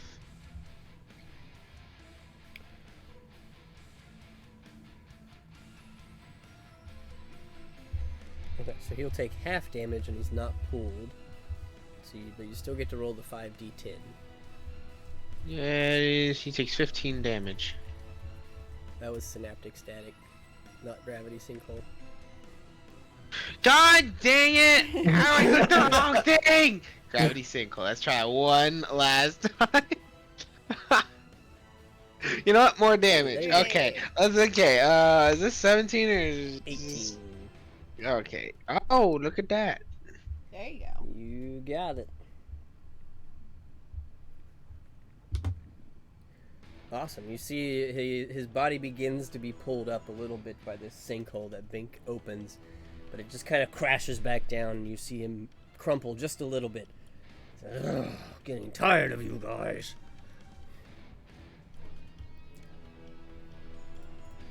Anything else? You shouldn't have gone up against us then. You came at me. He's not wrong. Oh, you should have looked up the way you are then. He just kind of looks at you like, what?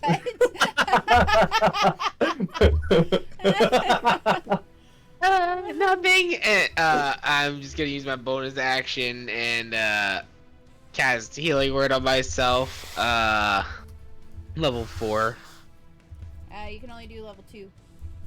I can only do level 2. Is that how it works? Yeah, because you used your gravity sinkhole. But it's a bonus action. But it's Right. a higher level spell.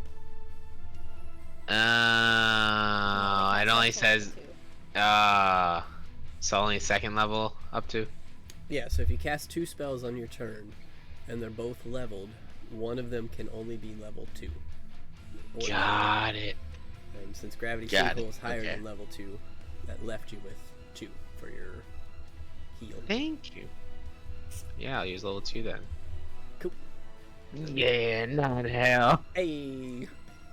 Better than nothing. That could be the difference between death and non-death. Right?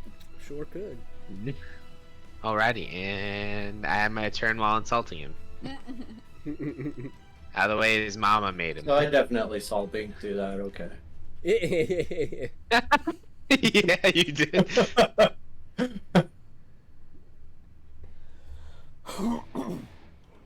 You just like Bink, why?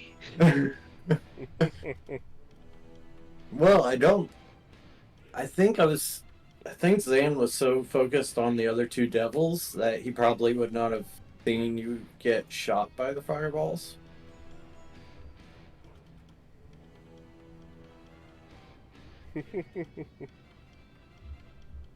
Well, we're currently smoking. So, Oh, yeah. Yeah. And you certainly heard them explode. Yeah.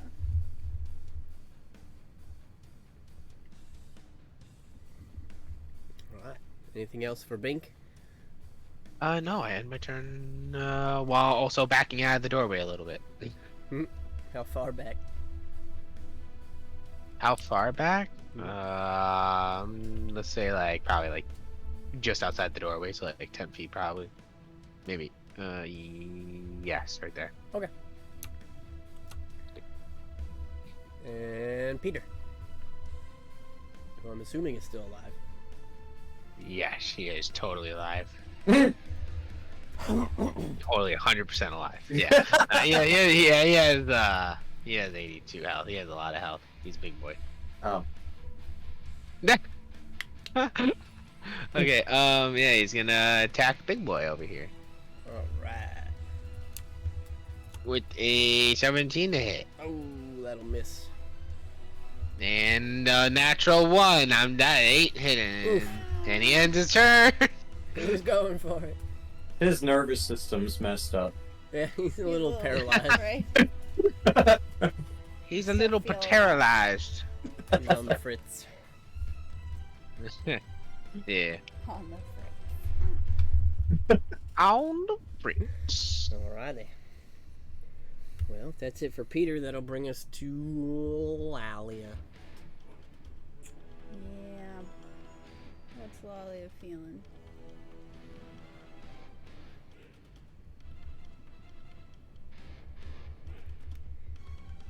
Nothing good.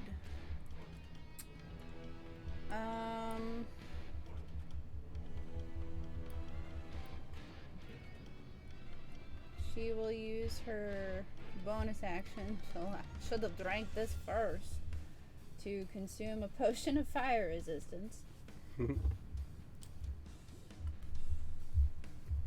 And then she'll strut up to Mr. Pitfiend here. And say, "That hurt!" And will start swinging Zydan at him. What the heck is going on? My phone.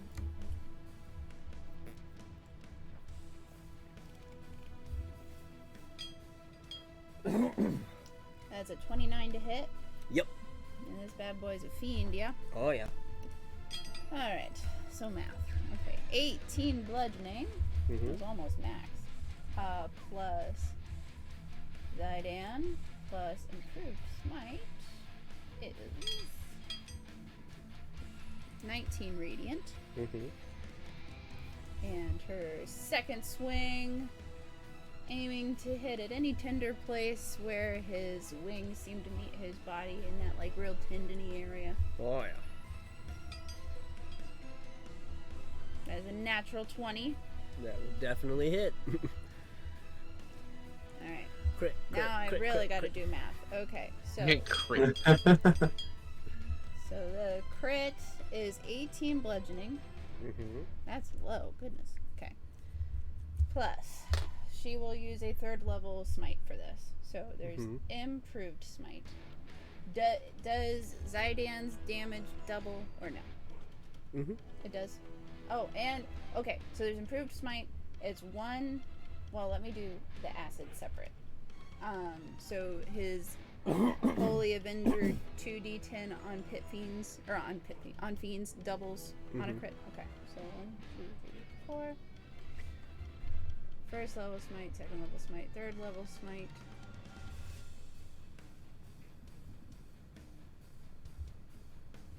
I'm now doubting myself. Is it only on undead that it is doubled?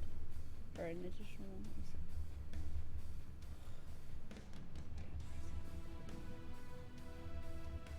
Where'd all these features come from? Right. On fiends. I was rolling that wrong last week. Whoops. Alright, so a 3rd level smite is 5d8 regularly, so that is 10d8 additional.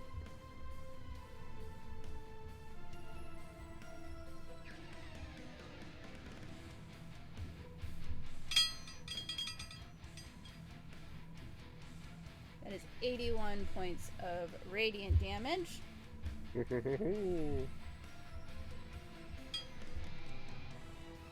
And 3 points of acid. All right.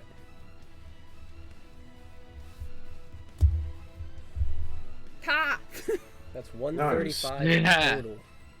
Sure. Take that. As you release all of this energy, you see bits and pieces of this fiend ahead of you just starting to blow off. You see his life force is nearly depleted as he's like breathing heavily, like this black oozy blood creeping out of his ears and his mouth and his nose. So he's just laboring to stand at this point. Yay. It doesn't sound That's healthy. my turn. I'll stand there. Sounds like and he has a stare. little. Sounds like he has a health problem right there. Yeah, Right? boy. Should help. A lack of health problem. Okay, that will bring us to Gostir. And he just kind of looks at you, Zan, and he's like, don't worry, I'll take care of this one. As he is going to step forward and swing down on the air, and yes, Nice. he will do so recklessly. That is a 25 to hit. So that would be 9, 18 plus 24, 42. Mhm. And he will swing again. That is a total of 20 to hit. That still hits. 11 plus 25, 35 more points. So that'll be 77 total, and that is enough. As he brings his great axe down, you see he slashes through one of her shoulders, and then he lifts it back up and slashes through the other, and cuts like a V from her shoulders to the middle of her belly button, as that like top half chunk just kind of sloshes to the ground. And as her body hits the ground, it begins to just turn into this black dust, and it just evaporates from the area. Bye bye. He's like, what? Oh, that was kind of dramatic. I'll go after this guy. What'd you do? Throw water on her? Right? I think so. He will go this way. So he has 30 feet. He has 40 feet left. So 10, 15, 20, 25, 30. Yeah, he can get here because he can fly. See, he just kind of like crouches down and jumps, sprouts these spectral wings, and lands next to the horn devil. Says, hello! I got one more of these! And he's going to take a third swing because of Great Weapon Master. Yep. It's a 21 to hit. That'll be a total of 30 damage on this guy. And that will end Gostier's turn. Which will bring us back to the Pit Fiend. Oh boy. And he kind of looks over his shoulder and looks down at you, Zan. He's like, that was a brilliant idea. I might just steal it. And he's going to release 4 fireballs on himself. Oh boy. So Everybody, at least within 10 feet of Lalia, has advantage. Well, okay. Bink, no. Just Lalia. Lalia has advantage and +5. he can use Just 20 Lalia. feet. No, just Lalia.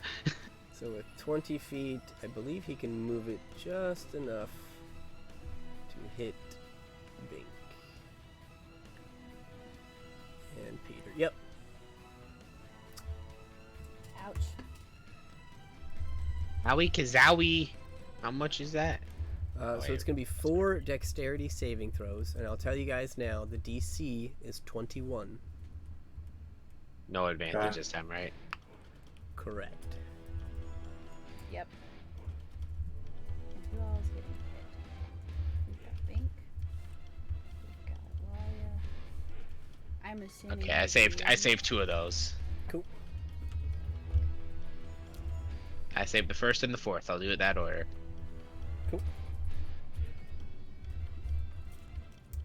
Double 4s. Oh god, this might actually be life or death. A 3 Ooh. and a 21. So can I do something weird? What you thinking? We're all about weird. I want to silvery barbs myself and give Bink advantage. You can do that. Just make it harder on the stats taker, please. All I want is one more thing to keep track of. Sorry. Crazy people. So then does Bink get to roll a second time for one of those that he failed? Yes. So Bink, roll one more dex save. Oh. Zan is purposely. Oh, nope, that failed. Oh, well, Bummer. fail is still a fail, unfortunately. So Bink's half and half. Bink is half and half. Zanzidar's 3 fails and a save. Yeah. Yes. Peter? Yeah, I suppose. Technically, it would be Wait, 4 boy, fails. Peter. 4 fails? Oh, wait, I totally forgot Peter. You're saying 4 fails, Zan? Yeah, Okay. because I silvery barbed myself. That's right. Okay. That makes sense.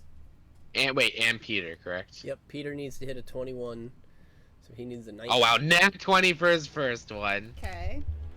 So that's a That's success. a fail. No, that's Success, fail, oh, fail even with the +2, and success with the +2. fail. Nope, he would still fail. He was 20? at 21. Wait. Oh, dang it. Okay, so just a nat 20 saves him. Okay, so Peter saves on one of them. So we got fail, fail, save, save, fail, fail, fail, fail, save, fail, fail, fail. Yes, exactly. Wait, no, you forgot about the fail. Now I need Alia. Let's see how she Lord. does. All right.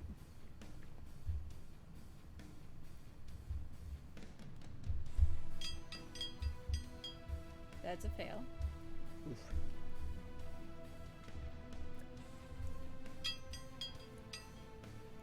That's a success. Yeah.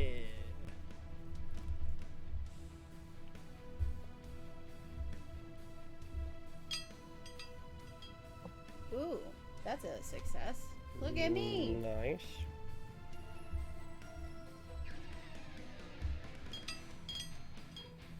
And that's a success. Hot diggity damn. Nice. And I will use Alright. my Shield Master on one of those. I'll do the first one that Okay. I saved on. Alright. I think that's everybody, so I'm going to roll 4 fireball damages. Use your saves as you wanted. I think, Savory, you said first and fourth. Yes. So...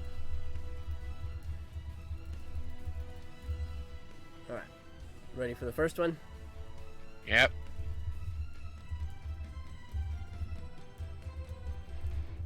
Almost. Please bear with me. Sorry. So Bink, just for my sanity, you saved, failed, saved. Yeah, save, fail, Okay. save. Thank Yep. you. I appreciate your patience with the stat taker. This is rough, yo. All right, I'm Now ready. you guys a lot. Alright. First fireball. 24 damage. Okay.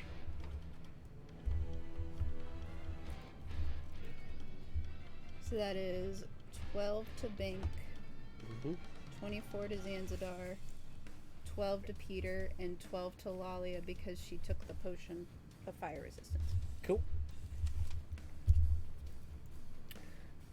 Second. Ready. Fireball number 2. 32 damage. That is 32 to Bink, 32 to Zan, 32 to Peter, and 0 to Lalia.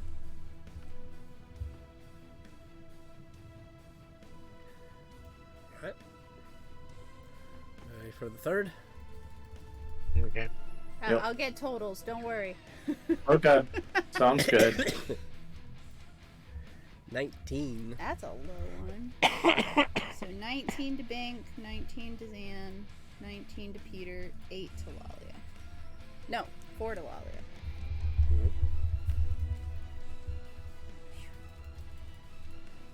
And I'm down. Oh boy.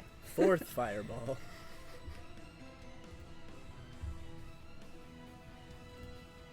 29. So that's a fail to Bink. Death saving throw fail to Bink. Yep. 29 to Zanzidar. 29 to Peter. 15 and 29. 14, and then 7 to wait, Lalia. dang doodle. Wow, that potion helped. Okay. Also,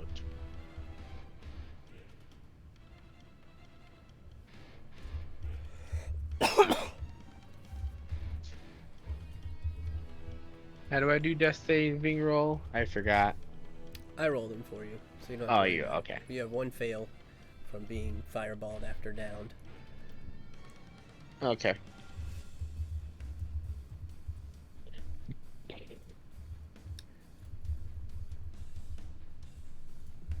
But Peter took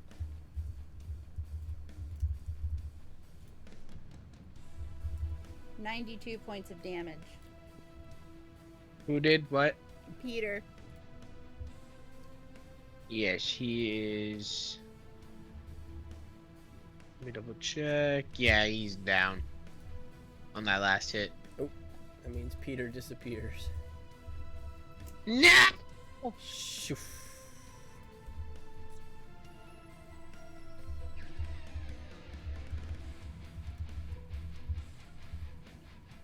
Alright, so I have Zan at 104.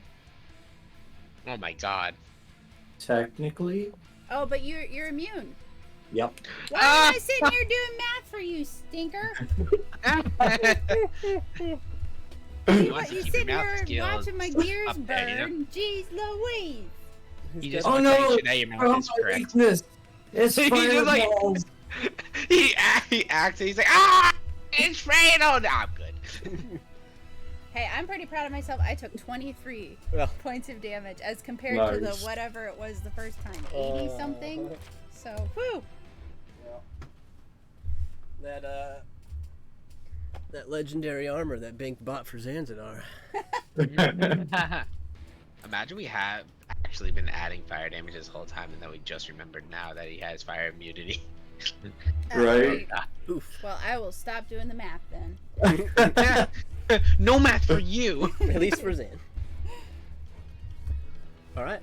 And the So- fiend takes 0. Of course, Technically, I negated 104. you did. Yeah. You negated well, yeah. So, whew. But that will be the end of his turn. And that will bring us to the Horned Devil. He's going to take some swings at Gostier, I guess. Because Gostier is right next to him. So 2 fork and a tail attack. With advantage. Oh, the first one will miss with a 15. The second one will hit with a 29. So Gostier is going to take 15 points of piercing damage. Before or after being halved. That's before halved, so it'll be 7. And then he gets a tail attack with a advantage. That'll miss with a 21.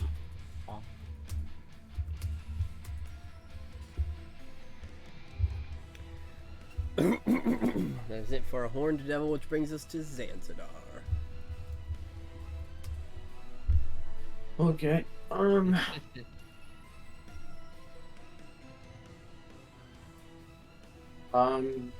going to walk over to where Bink is. Alright. You're walking over to little old me. Leave Yeah. range and take an opportunity attack. Yep. Alright. He is going to try and bite you. No.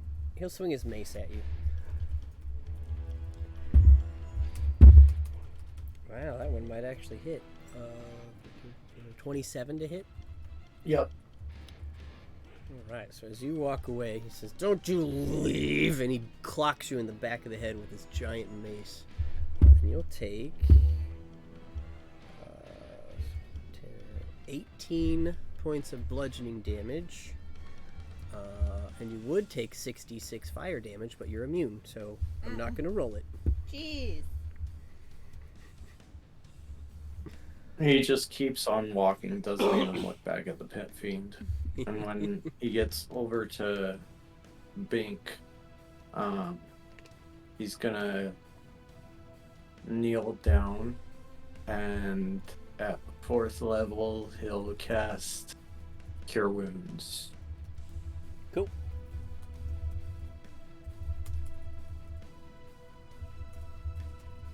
You're back up with 24. Nice. He's alive. And then he's gonna stand back up and turn around and kind of like a shield wall in front of Bink. Cool.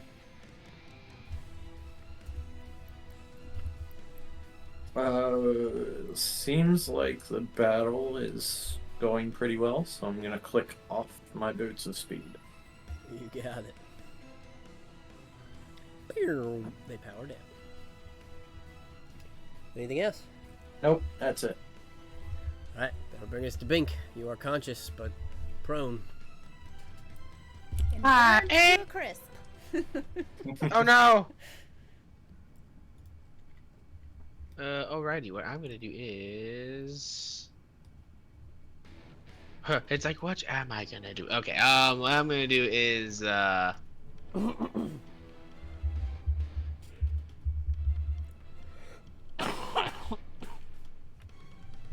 hmm.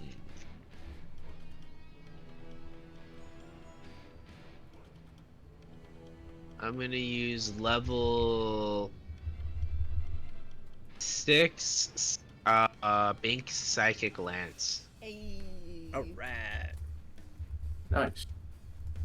I'm the big boy, so I kind of just like stumble to get up and say, "Thanks, Sin," and then I just like launch this purple lance-looking lightning bolt towards his head, You got it. and he needs a 19 intelligence saving throw.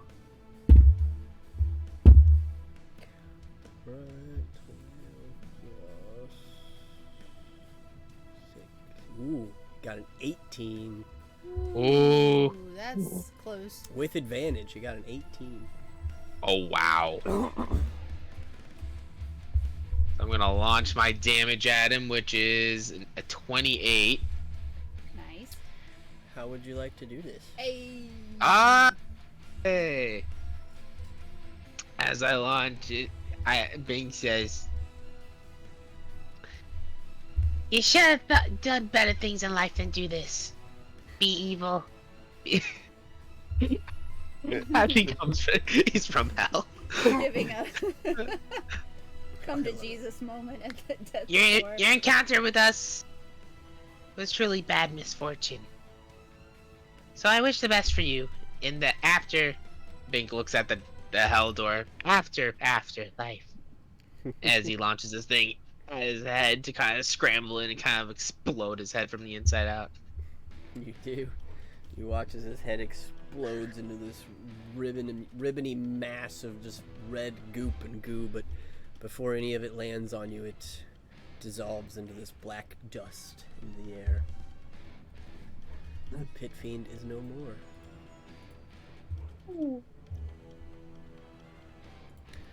Anything else, Bink?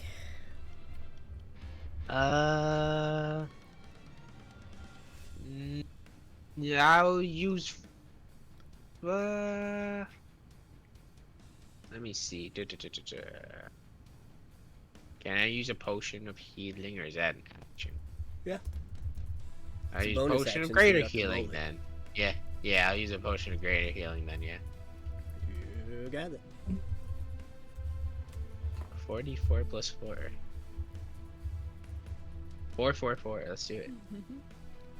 Okay, we got 12 plus 4. We got 16 health. Nice. Nice. And I end my turn. Peter, no! Alright, that'll bring us What to happened Walia. what happened to Peter? Me. As my end turns, as I say no.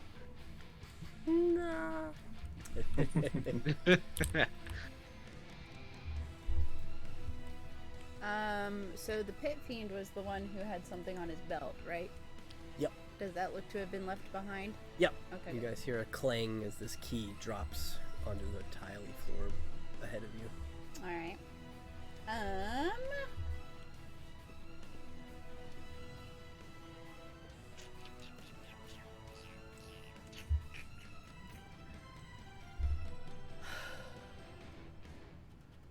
How far away is the horned devil? Like, spell casting or getting to him? Spell casting.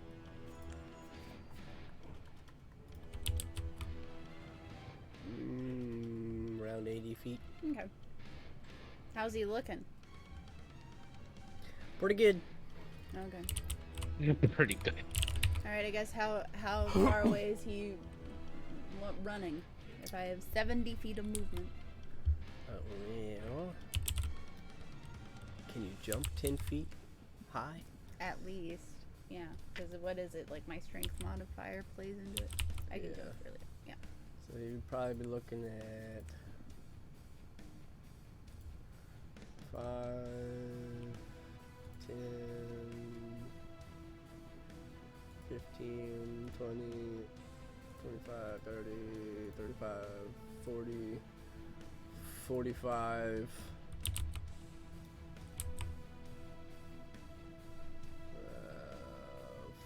50. Oh, I can't move it anymore. 50 over here. And you could jump. That'd be like 60. So you say there's a chance. Yep. Alright. That's what I'll do. I'll run over. Alright. You run up next to him. Yep. Look over his shoulder at Gostier and say, I can't let you have all the fun. Whatever.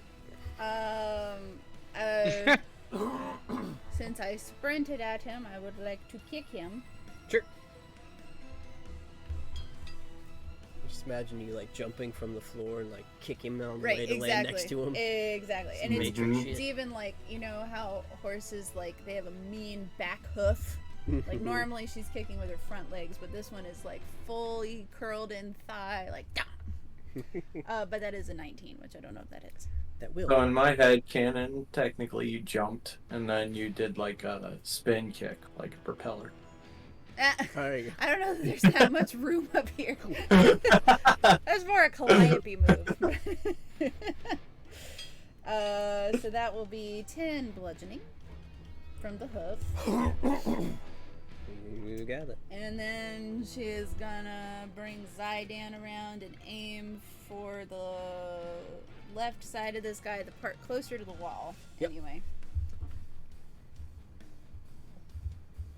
Oh, and I keep forgetting I have silvery barbs, so let me go ahead and roll a second one for this first one. So Three close. bombs. That's a 33 to hit. That'll hit. So that is 14 bludgeoning plus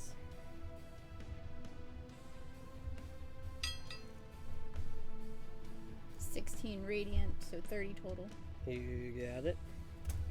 And then the second swing, again, kind of drawing back in the same arc and aiming for that side, trying to kind of throw him off balance on this ledge up here.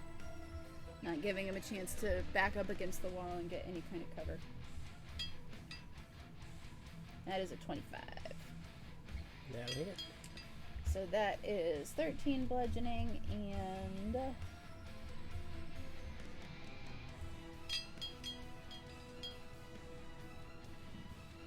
8 radiant. So 21 on that one. Nice. Nice. Nice. And she's just gonna stare him down. Alright. And that'll bring us back over to Gostier. He kind of looks back at you, Lolly. He's like, oh, you gotta do better than that. Hey! Hey, watch! And here you will swing at this guy. Reckless. That'll hit with a 25. 14 plus 24. 38 damage on the first hit. I was just priming. Man. Yeah. Second hit. We'll hit with a 22. 17, so 41 damage on the second. There we go. Where were those rolls on the other guys? Which is 79 points of damage. Mm-hmm. She does these. You see him kind of carving into this horned beast. You see like one of his legs gets chopped and dissipates, and he gets an arm and it dissipates. And this creature's like barely standing, using its wings to hold itself up. And Gostier kind of looks at you, Lalia. You want me to kill her or you want me to give her to somebody else? Let's get rid of it. Alright. And he's gonna lean back and headbutt it. That'll hit with a 35 for 11 points of damage. And as his skull connects with this creature, you watch as it just implodes to a cloud of black dust. So what? Oh, and he starts sneezing. Oh, man. Damn devils! And that'll take you out of combat. Hey. Wally is gonna try to think of a snarky remark to shoot back at Gostier, but then like the smell of burnt hair and all sorts of other things hits her, and she just goes, "I think I'm gonna sit down for a second." Oh, you do that. I'm gonna go pee. Oh, okay.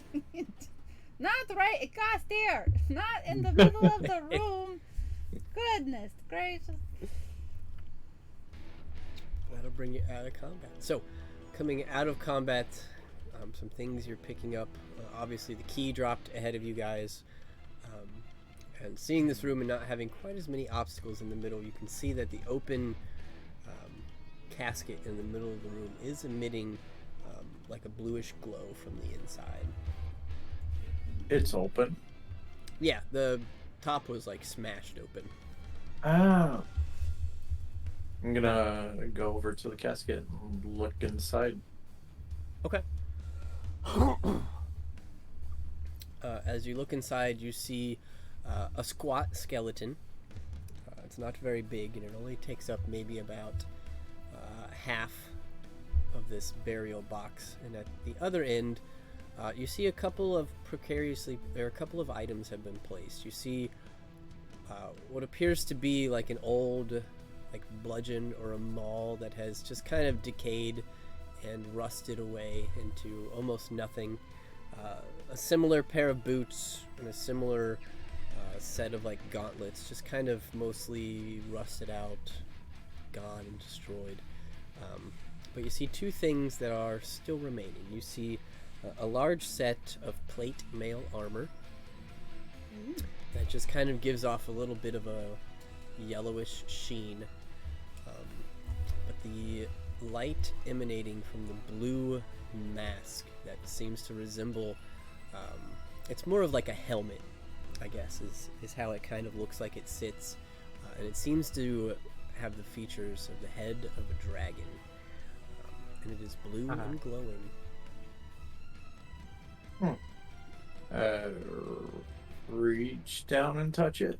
It's a little cold to the touch. You see, as your fingers make contact with the helm, it kind of sparks. You can see little trickles of electricity between your fingers and the helmet. Pick it up. Is there any writing on it? There is. You do see an inscription. Looks like it was placed on it post this gentleman receiving it, most likely, and it just has a small description that it is a blue dragon mask, which I believe was the item you said, right? Blue dragon mask. Yep. And it says on it, taken from the head of Cryo.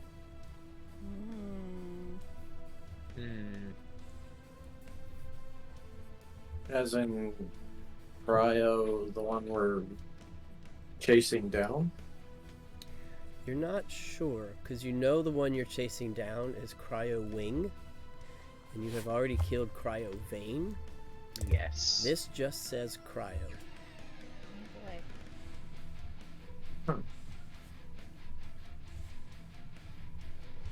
Oh boy. Hey guys, there's a plate mail armor in here. But I think I'm gonna take this mask. I like it. Alright, hold on. Not used to this anymore. Man. I was enjoying... I'm starting to think about retirement. I will hobble back over to take a look at the plate mail. Okay. I mean, you're only what, 30? Yeah, just about. But I tell you what, a good cottage with a nice garden, anyone can be 65. You'll meet someone someday, Zanzidar, and you'll understand. Oh yeah, that's right. We were rescuing your girlfriend. Yeah, I forgot. you know. I guess I got to keep going for her sake. Otherwise, it's not going to be nearly as relaxing or fun.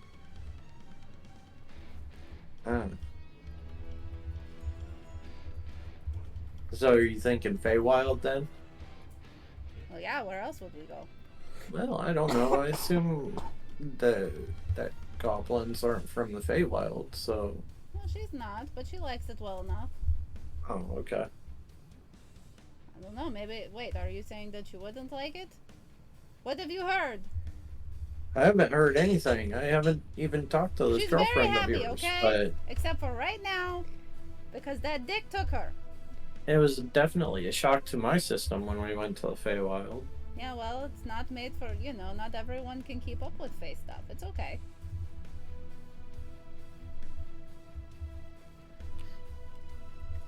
Speaking of the Feywild, did you hide the other artifact? What do you mean find it? Hide. Hide? Yeah, the one that we picked up from your cousin's daughter, your best friend's daughter. Yeah, it's hidden. Okay, good. Alright. Because he's probably going to be looking for that too. Yeah, probably. Especially if that girl listened to Aiden and gave him the book. He's gonna need it. Yeah.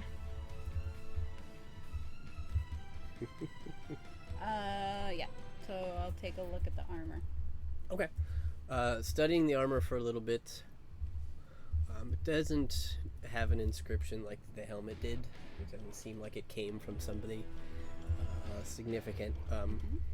But spending some time with it, you do realize the properties of it, and it's going to be a custom item. I think your best bet is to add maybe legendary, but I'm not going to call it a legendary item.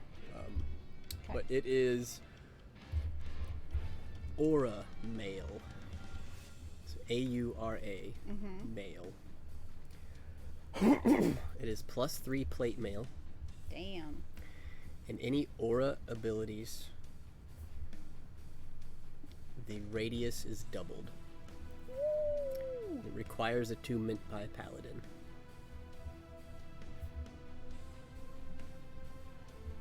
Wow.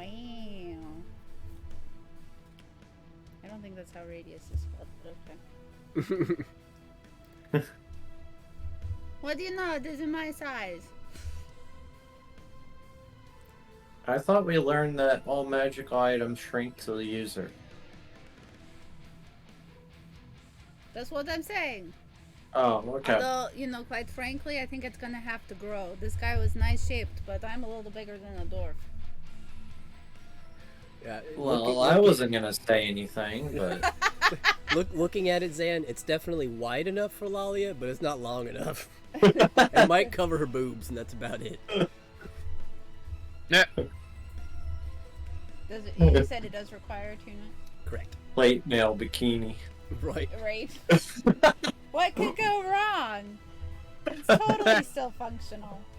But does Zanzidar's also require attunement? Oh, his- yes. Yeah. I am feeling pretty oofed. Do we want to sit a moment and I can change clothes and take a breather? Was there a door north? Yep. Or south, I mean. Yeah. In the top of the chamber. Sure is. I mean, yeah, we could sit and take a breather. I want to see if we can lock this door first. There. And just start taking out some ropes and tie it up or whatnot. Cool. Yeah, no problem. So you take a few minutes to secure that door. I will request that Zydan stand guard. Yeah. You guys watch as Lalia's Maul sprouts 2 legs and 2 arms and kind of walks over to the door. Just keep an eye out. You got it, boss. Oh, look. I didn't know we had a shark here. Hey. Get it, Hagrid? Oh my God. I did not get it. I said, what? Did it what? Hammerhead. Oh, yeah. I don't know what a shark is, but no, yes, I do actually know what a shark is. We fought one. It was very uncomfortable. Ah, the good old days. When we were only fighting fish. I mean, I never fought any fish with you, but I know what they are. Oh, that's right, you weren't there. It The was a good closest time. we ever came to fighting fish was on that dreadnought. Oh, that's true. You were not with us in the village, people? I can't remember, honestly. You did not fight the fish people? I don't... That might have Don't been right think so. before we went to the Yeah. Scaly Eyes. Yeah. We did some elementals in Lelion. Yep. Yeah, I don't believe Zan has fought any fish or fish people. Lucky duck. Fish people! Bank remembers. Bank was there. By the way, Bank, I'm sorry about Peter. Ah, you summon him back. It's good. It might be better for him to not have to deal with being in hell anyway. Yeah. I mean, you were straight with him. You told him we were going to hell, right? Yeah, I did. Wait, oh god, I don't know if I did. Just drag the griffin to hell.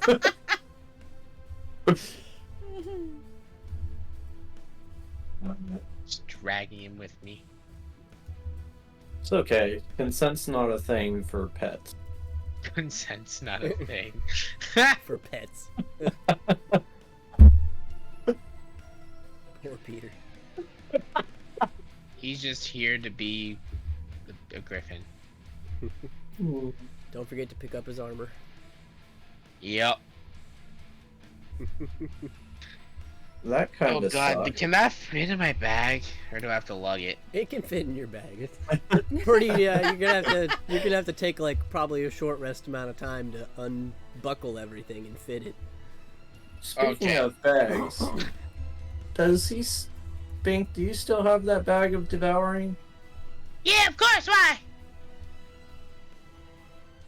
Because you made it eat something that might have killed the bag. Is that what we were going for, or is it just... Totally forgot what I made him eat. What did I make the bag eat? Shoot, what was it? Degmadu. Oh, Degmadu, yeah. Did it?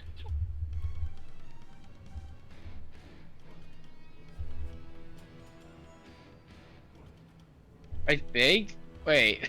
I don't remember what I don't remember that. Yeah. So Degmadu turned into like a little tiny worm that had a force field around him, and you guys. couldn't get Oh, through the force yeah! field, so you just tossed it in your bag of devouring. Right. Now I remember You that. haven't checked on it since you did so.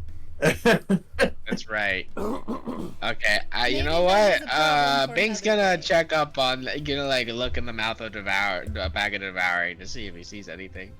Okay. As you pull out your bag of devouring and open it up, it is a bag. Okay. It is a basic bag. Okay. Can I toss in one of my old eaten apples that I haven't thrown away in a while? Yep. In its mouth. Yep. You put the apple core in the bag and you see it sitting in the bag. I'm gonna empty out I'm gonna like dump out the apple now. Yep. It falls out. Ruh-roh. Uh-oh! What? No, what uh-oh? What uh-oh in the middle of this place? My bag doesn't devour stuff anymore! Huh. That's not good. Maybe he's just not hungry right now. That's not how it works. Are you sure? Yeah, Huh. it devours that's why it's called the bag of devouring. It's not the bag of, oh, I'm hungry sometimes, oh, I'm not hungry sometimes. It's the bag of devouring. I love it. board's decision of when it wanted to eat or not. I'm pretty sure it'd be an intelligence type of item. No, it devours stuff. And it's not eating anything anymore, huh? Look! I toss my empty apple in, and then I dump it out again. See? Are you sure you don't have him confused? I'm gonna double check my item. Is this the bag of, is this what the bag of devouring looks like? Yep. That I have in my hand. You have the bag of devouring in your hand, and it is not devouring. Yeah, I'm pretty sure. Well, damn. Did Nettie sell that to you? Maybe you can get a refund. I know, right? Oh, there's gonna be a lot of money. But also, I was really hoping it didn't stop working at any point in time. But they usually don't they usually make like warranties for that? Like you bought a warranty, right? No. Face bombs. Working at some point. Or was it? I think back to Dagmadu. Do you think it was the worm?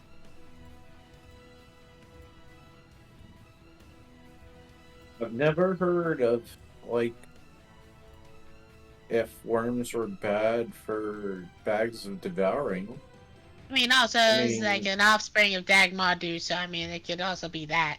Right, but worms are bad for dogs, so probably. Oh God, what would happen if one of us ate Dagmadu? That'd probably be a question for Gostier. He's the only one I could see eating Dagmadu. Oh, okay.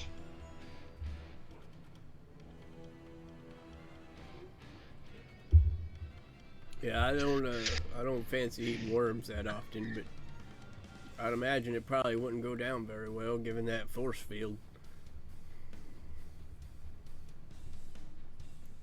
Oh, okay. Be like taking the jawbreaker and trying to swallow it whole. I'm good.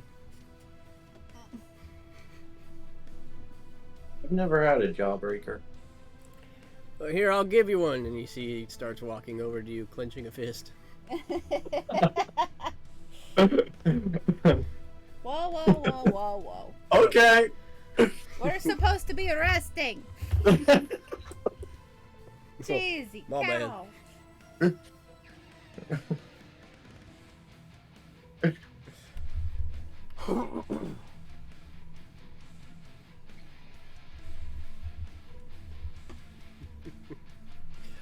Well, you guys do manage to get a short rest, so if you want to roll any hit dice, you're welcome to. Okay. Actually, as the rest goes on and you see Lalia sitting and breathing,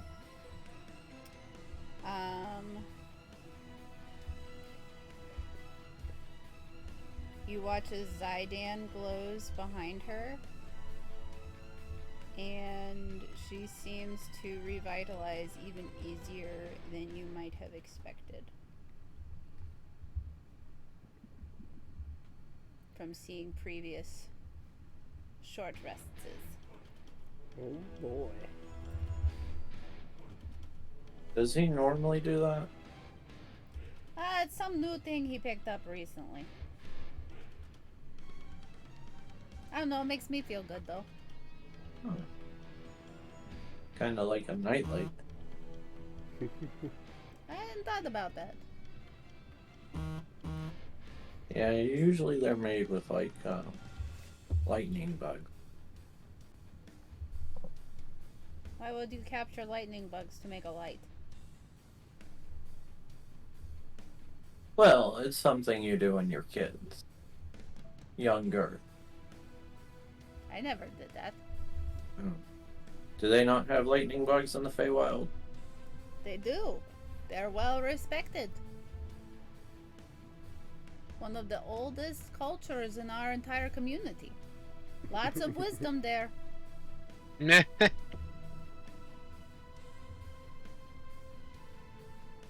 this point, I'm not even sure we're talking about the same things.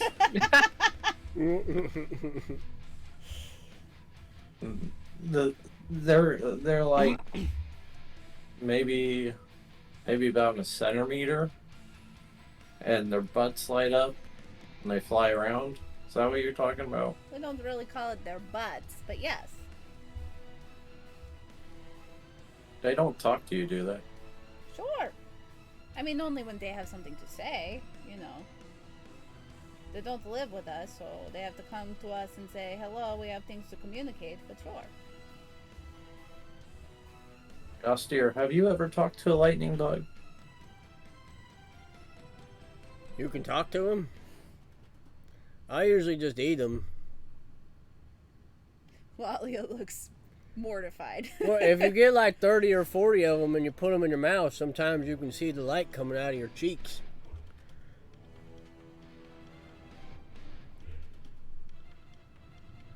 What, you mean like this? And I'm gonna do a lightning breath, but keep my lips closed. Yeah, that's it. Why would I do that when I can already do it on my own? Well, 'cause not everybody can shoot lightning out their ass. I have actually not tried to shoot it out my ass, but Let's not maybe try the it maybe right the next now. fight. Make sure you have some chapstick handy. Oh, have you done it? Yeah, mine's acid, but yeah. Oh, I ate some really bad food once. I think it was something imported. I imagine you look like a baboon after that. A little bit.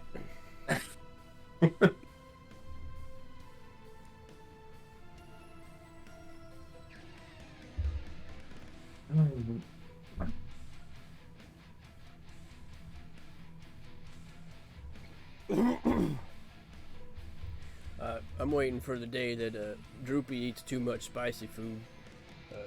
You know, he got a breath weapon, but it's fire, not acid. Don't be telling No people- chili should make it more effective. Yeah, probably. Interesting.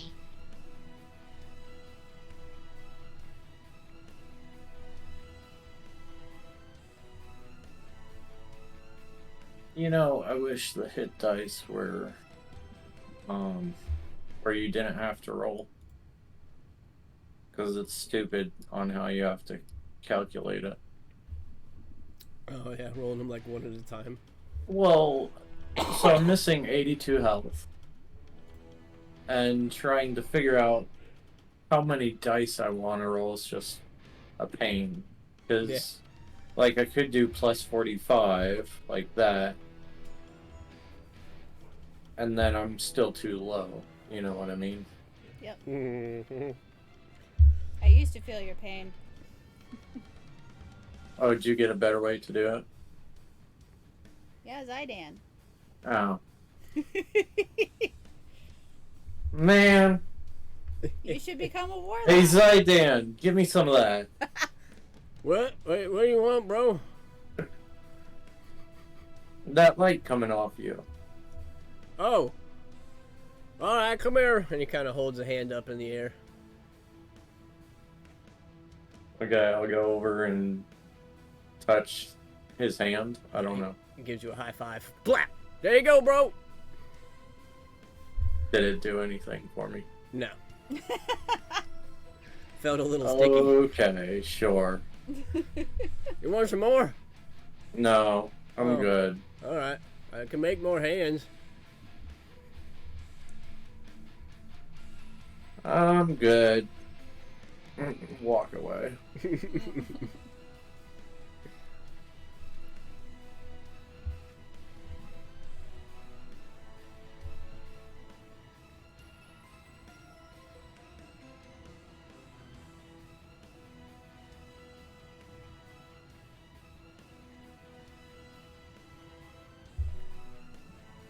Alright, so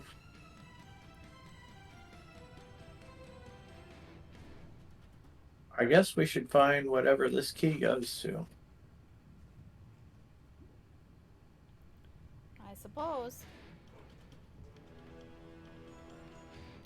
So, do you think that it might be...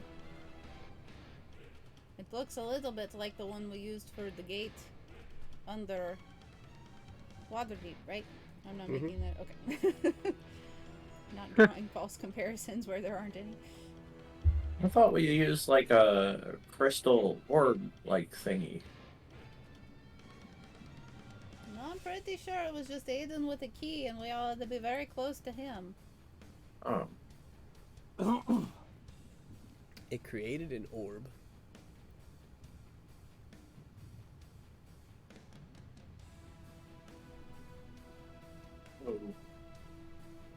Walk over and try and pick up the key.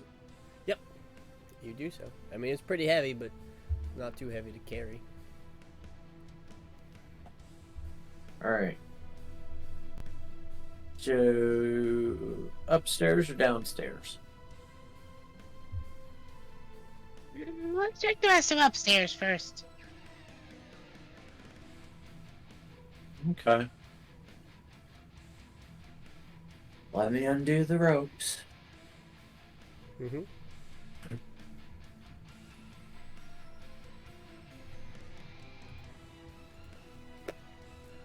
Alright. Go ahead, Bink.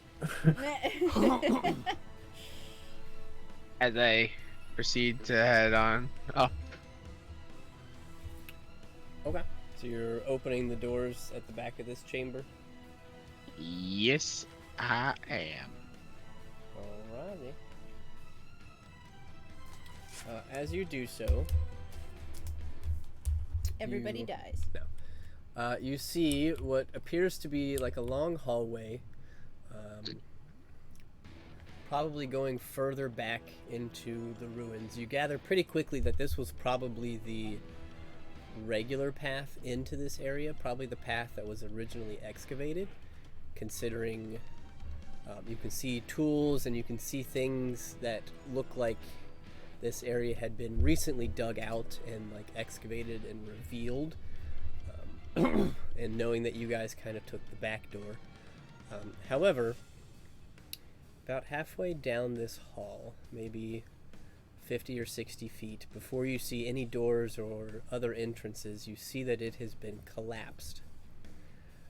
You can see where a series of explosions had happened and wrecked the sides of these walls.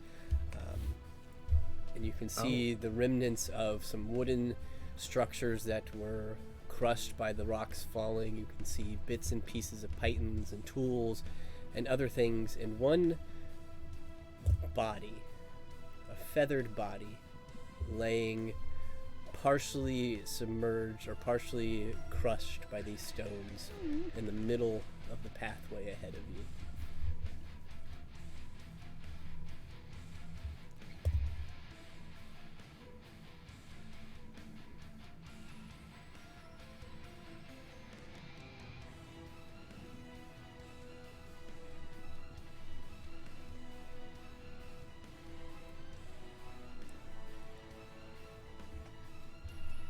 Well, it looks like this was the way in.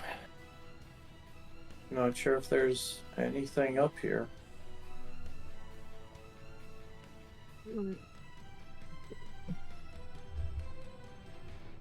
I'll step forward and look at the body.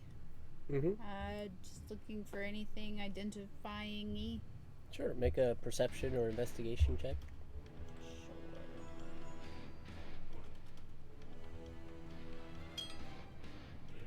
17 on perception. Okay.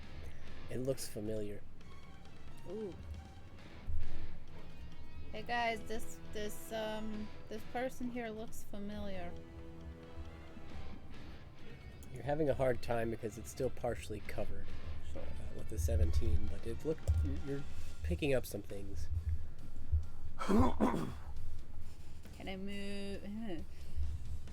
Can I try to move some of the rubble off Yeah. of it? Okay. Yeah, if you want to spend some time on excavating it, you can. Sure. Is anybody helping her, or are you guys just going to watch and see what Lalia gets? I'll go. Oh. Okay.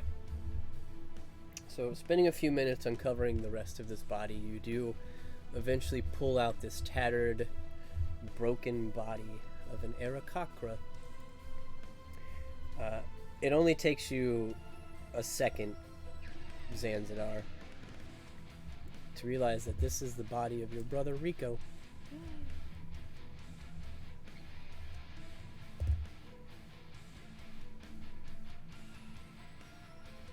How? We just saw him.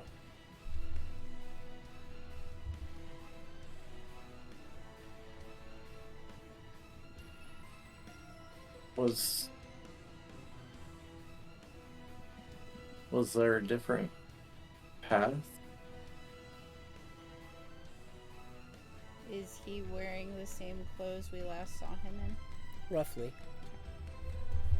At least similar garb.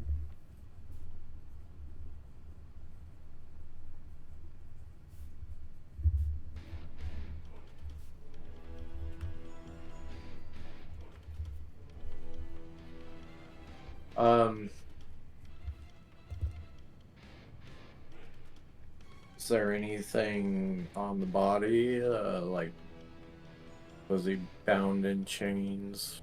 Or any, symbols to any deities? Make an investigation check.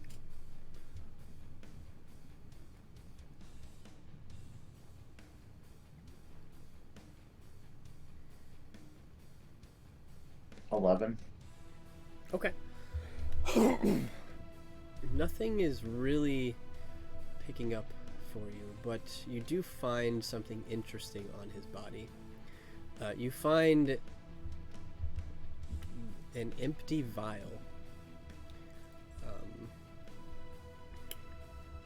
You kind of poke at it for a moment, and it's something that you would know. It's something you would recognize, seeing a little bit of the liquid still sitting at the bottom.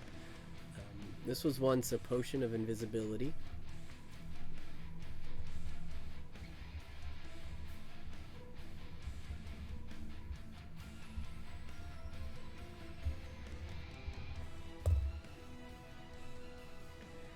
And another thing that I would say you would pick up on Zan, having kind of gone through his body and spend a little time here, this body is not new. He has been dead for a few days at least.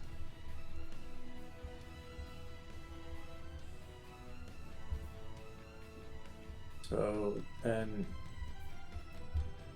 who was the person who led us here?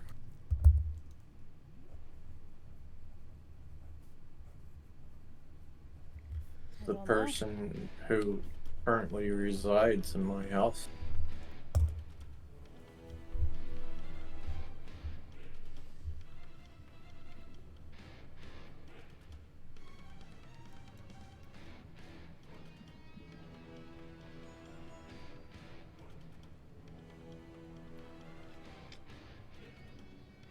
If he's even still there.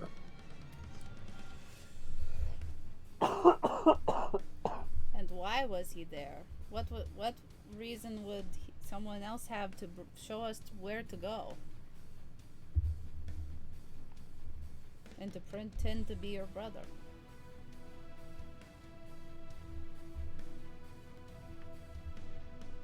Well, if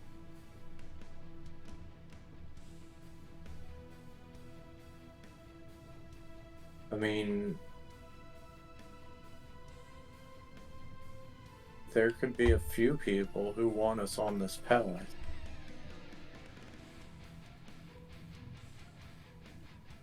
I mean, go over the list. You got Cryo and Tiamat,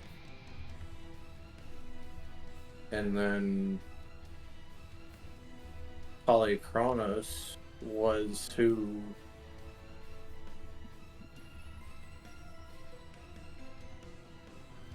was somebody different than I expected him to be.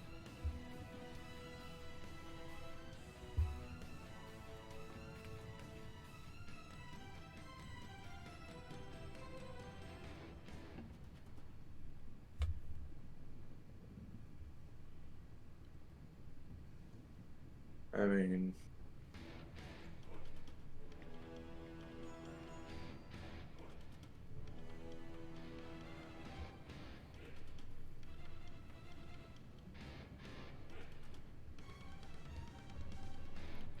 But should we be questioning the intentions of sending us on this route?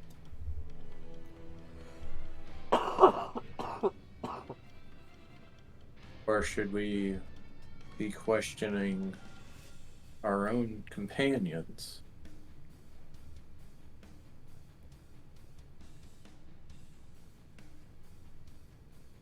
And quickly shoots a glare at each one of you. Gostier's picking his nose.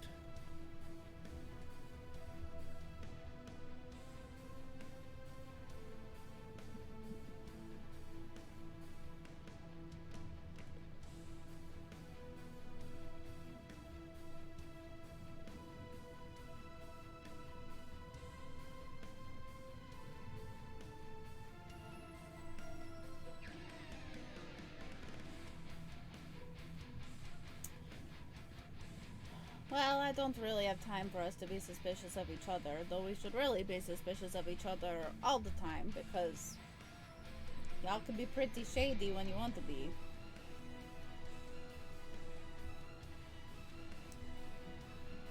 But I do think we should expect the unexpected when it comes to anybody we meet on the road between here and there.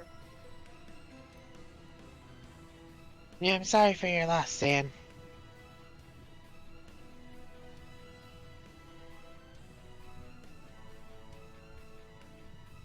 I got no words for you. I mean, I'm here mostly for my brothers, but I got nothing to say except I'm sorry.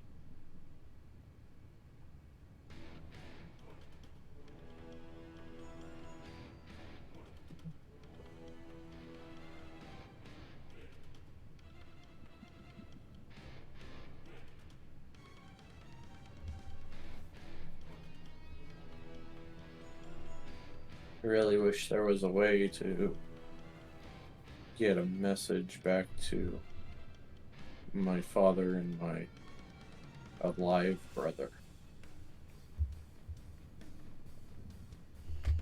Because they should know about this.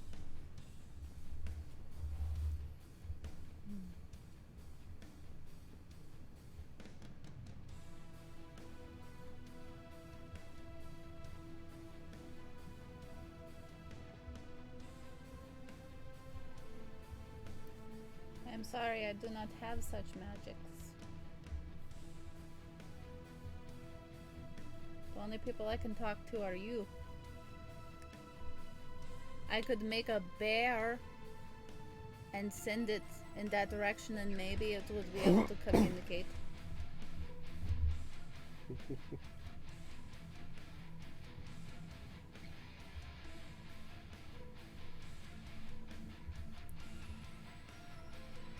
I mean,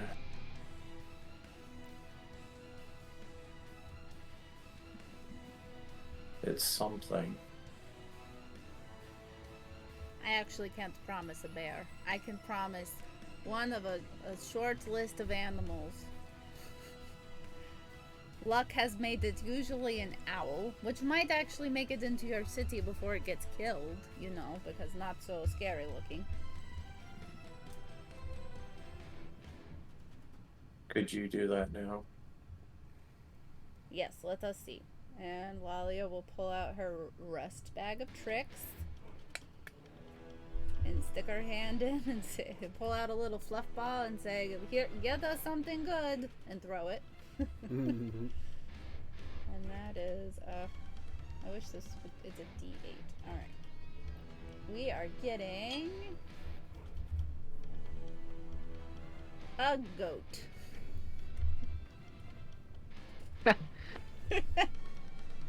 A regular sized goat. It is a goat. Now, there you see, we have a goat. You could maybe tie a message to its horn. You have a spell that would preserve the body. I do not have it prepared, no. Okay. And actually, I don't think I have that spell. I have one of them, but I don't have the... whatever it is. Repose. Gentle repose. Mm-hmm.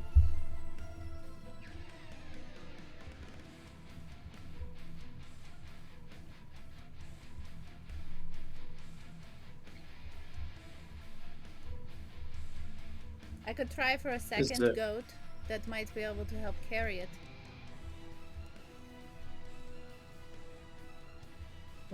Is there anything my brother that he would have had as like a family heirloom or something that he always carried with him?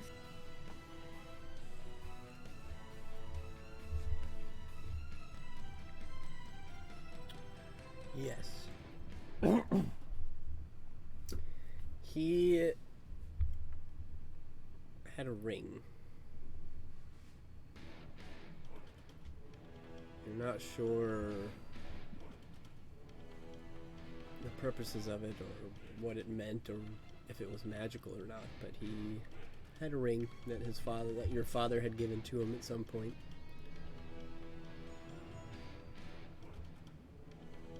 Okay. I'm going to take that ring off of him. Okay. You Yeah. look at the hand where it's usually at, and it's gone. You see a line where the ring used to sit on the finger, but there's no ring currently on it. Hmm.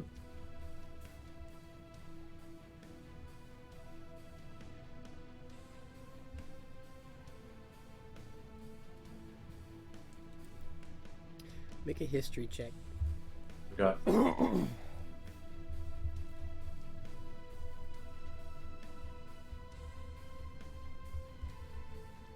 13. Okay. You're thinking about it, and you're pretty sure you saw it on Rico back at the house.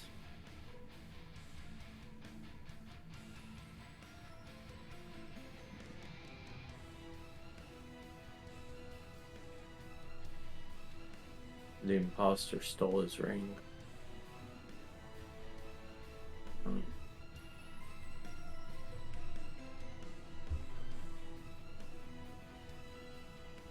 Pink, can I borrow your sword?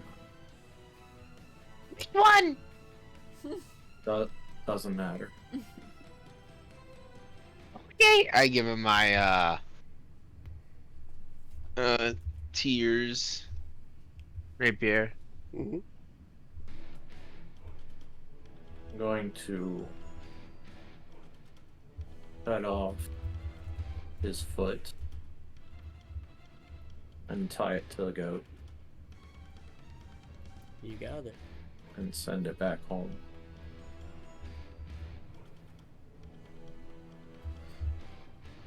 Hopefully, my dad gets this message.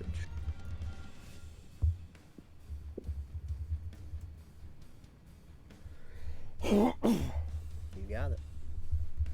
So you carefully affix it to the goat. I'm assuming you guys are walking back down so that you can help it across the nearly destroyed bridge. Yep. Yep. You give it a slap on the booty and tell it which way to go, and it heads off. Godspeed, my little hoofed friend. Indeed.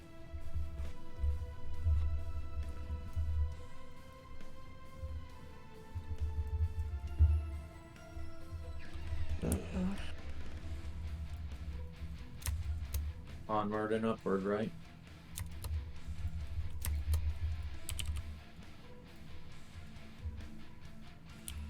We avenge those we've lost, and we save those who are still alive. Bink puts his hand in the center. We save everyone. Wow, And keep as many alive as we can. Y'all come out alive as I put my hand in the center. what he said while we were talking.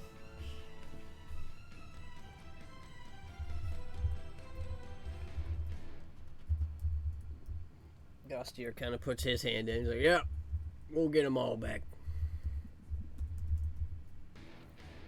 And those we can't, we fight for their memory.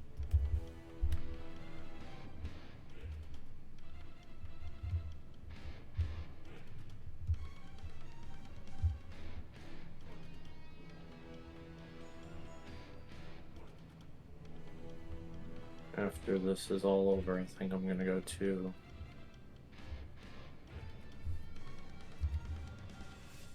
the Lich we met under Arlani. Oh boy. And we'll come along with you.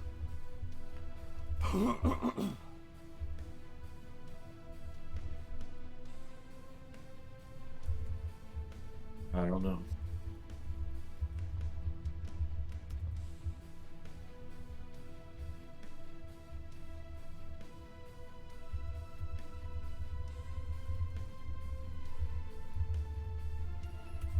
Anyway, let's see if this key works.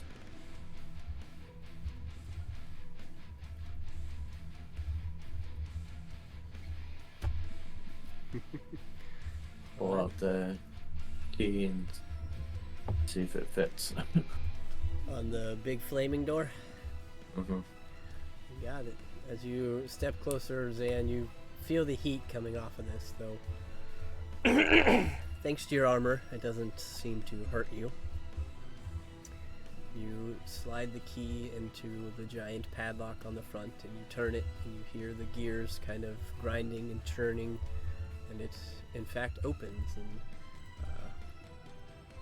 as it does, you feel this wave of flame and fire and heat kind of burst out of the area, like it had been kind of bottled up from the doors being closed, and you can't help but feel yourself pushed back by the force of this expulsion of air and fire.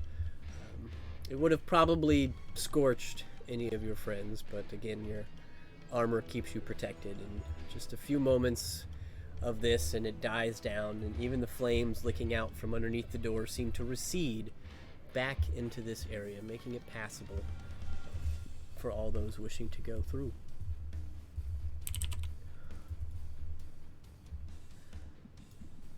And as you look past the door, you can see it kind of goes down almost into this big open rocky alcove type area, and you can see where a structure is coming out of the stone surrounding this basin at the bottom, and you see, I will show you what you see.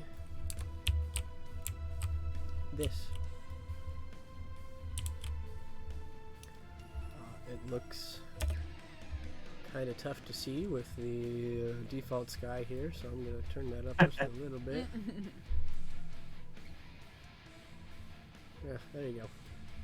Imagine a little, darker and fierier and, full of magma, but you see what you can only assume is a hell gate.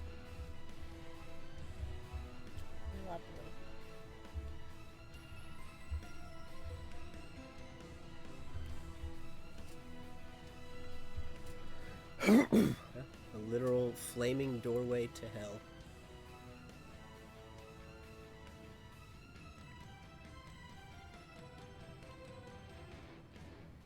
So who wants to go first?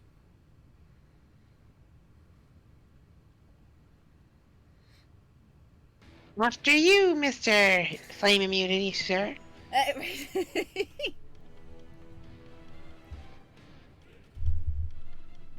Okay. We'll take steps towards this hellgate. Okay.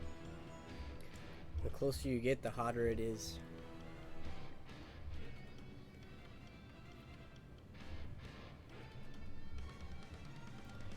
You very quickly realize that it's a wide enough passage for about one person. And as you look past the iron portcullis that starts the gate, you can't see anything. It's just black. Looks like a hallway that goes on, and you're not sure how long.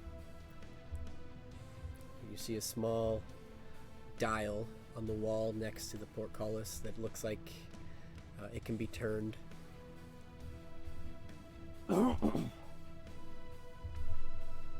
We'll go ahead and start turning. Okay. As you turn it, the doorway in front of you raises up, and you just feel again this wave of heat rush over you as it is now open.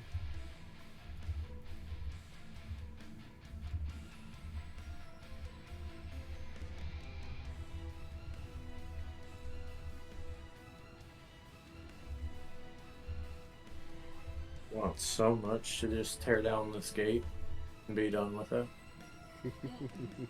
But we have to go and rescue the people who are here to rescue.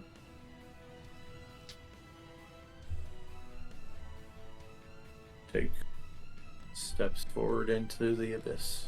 Alright.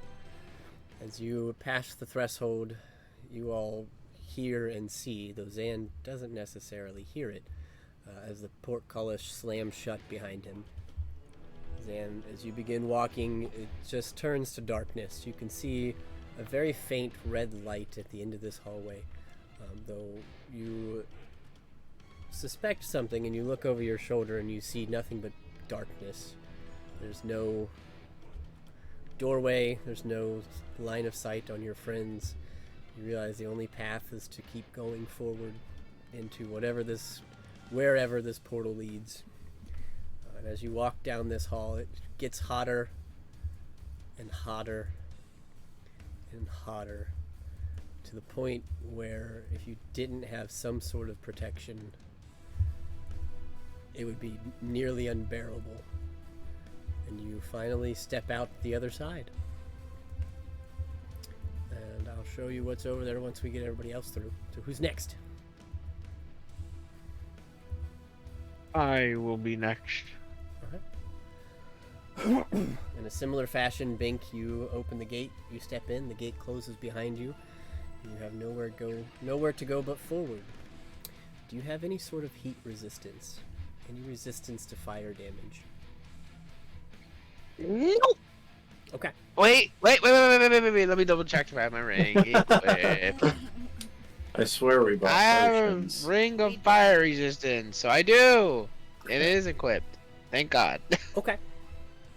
So as you are walking, Bink, it takes you about 10 minutes. The first 5 minutes, you feel all right. It gets hot, it gets hot, it gets hot, it gets hot. And then it gets to a point where it's nearly unbearable. I need you to make a Constitution saving throw for me.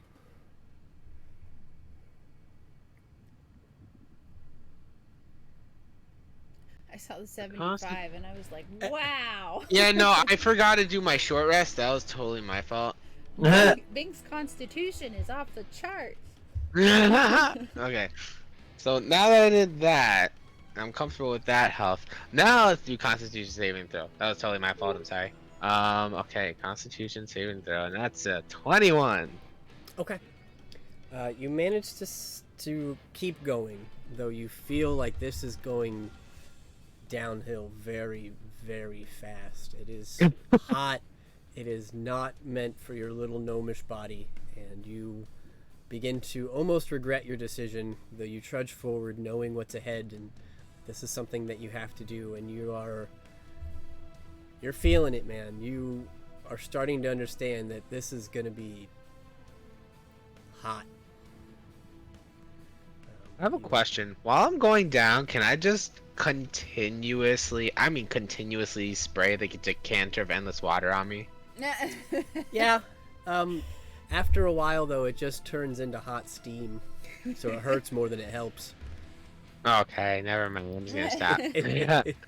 Bink makes his own sauna and hell. Yeah. But you eventually step out the other side and find yourself standing next to Zanzidar. And Zan, looking down at Bink, he is soaking wet. and he is bright red, and you can smell the just pounds of sweat that have soaked into all of his armor and clothes. Looks a little pale. I start drinking from the endless decanter of water. It helps a little bit, but your mouth is so dry. It's like a desert in there. If this is too much for you, you can always turn around. I'll go to That was nothing. That was nothing. oh. I think Aiden would probably push himself next. And Zan, you would see the same thing as Aiden emerged. He looks identical to Bink. Coated in sweat. Just looks like hell. Hey. Which leaves Gostier. He will go next. He pops out the other end looking not quite as bad, given that he can rage and reduce a lot of stuff, but he also is... You can tell even Gostier is feeling it. He's hot. Is he just holding his accent? No. Yeah, he's hot. That leaves Lalia. She looks at Zaidan and she says, "We're doing this? Let's go, bro! Alright." And she will drink another potion of fire resistance as it's been an hour. Mm-hmm. And she will follow him. Similar reaction. You are fine for a while, and then it begins to get hot. It gets hotter and hotter and hotter and hotter, and it's at that point where it's just about unbearable. Then you smell something. It smells like grass. It smells like What? weeds. It smells like trees. It smells like dirt. And you can't quite place it at first, but then you, just for a moment, you hesitate in your walk, smelling these earthly smells. And you look around and you can see the aura that you usually give out is green. It's tangible, you can see it. Well, look at that. We're in a big globe. And you feel just this little ounce of divinity while walking into hell. Hey, thanks, Garrett. And you feel cool. You no longer feel hot. And as you emerge from the other side, Bink and Zan and Gostier and Aiden, you all feel this relief wash over you.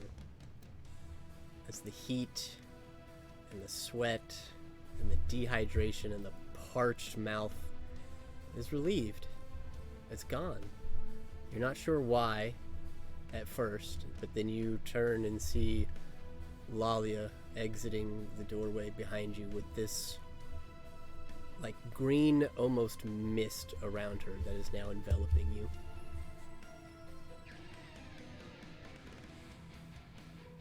New trick. I got a slew of them. But no, this is Garrett. This is not me.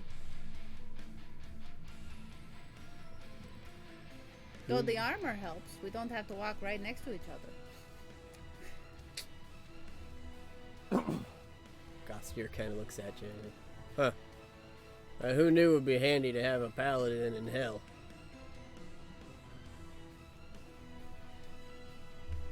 Raise his hand. No. Santidor.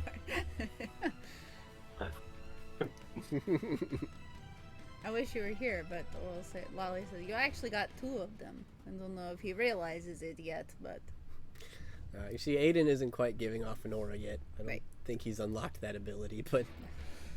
I don't know that he'll get to it unless he retcons some But yeah. fighter levels. So, mechanically, so long as you are within Lalia's aura, you are safe from having to make saves against the heat of hell. Oh If you- my. If you are outside of her aura for more than like 5 minutes, You'll need to make a Constitution saving throw. And I'll tell you the effects of which so you understand. Because at least Gostier or Aiden probably would have failed, so you would have seen it. If you fail your con save, which is a 15, you lose half of your current health. My. So the fires and flames and heat of hell will not kill you. It cannot take you below 1 health. But it can take you to 1 health. Gotcha. Yikes. But I will show you where you're at.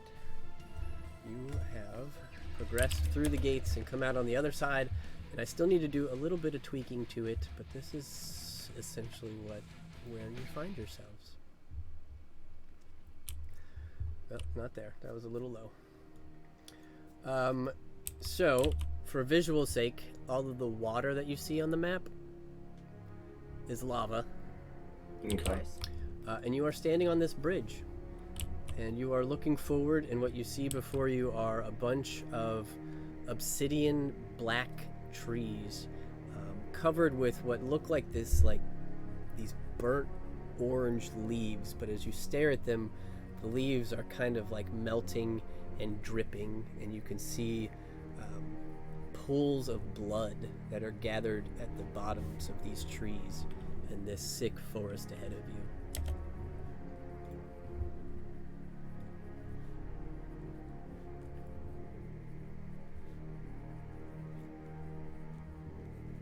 It is certainly dim here.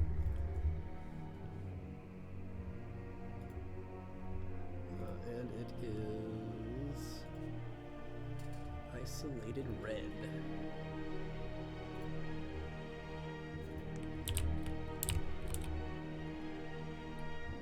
Yep. So that's where you find yourself, staring at this bloody forest. Taking your view out just a little bit and kind of looking up, you can see some structures off to the left. You see a couple of towers rising out, and you see a large, looks like a castle or a mansion of some sort off on a hill far up to the right. And you can see before you there seems to be like a cobblestone path that leads into the forest and starts to head to the left.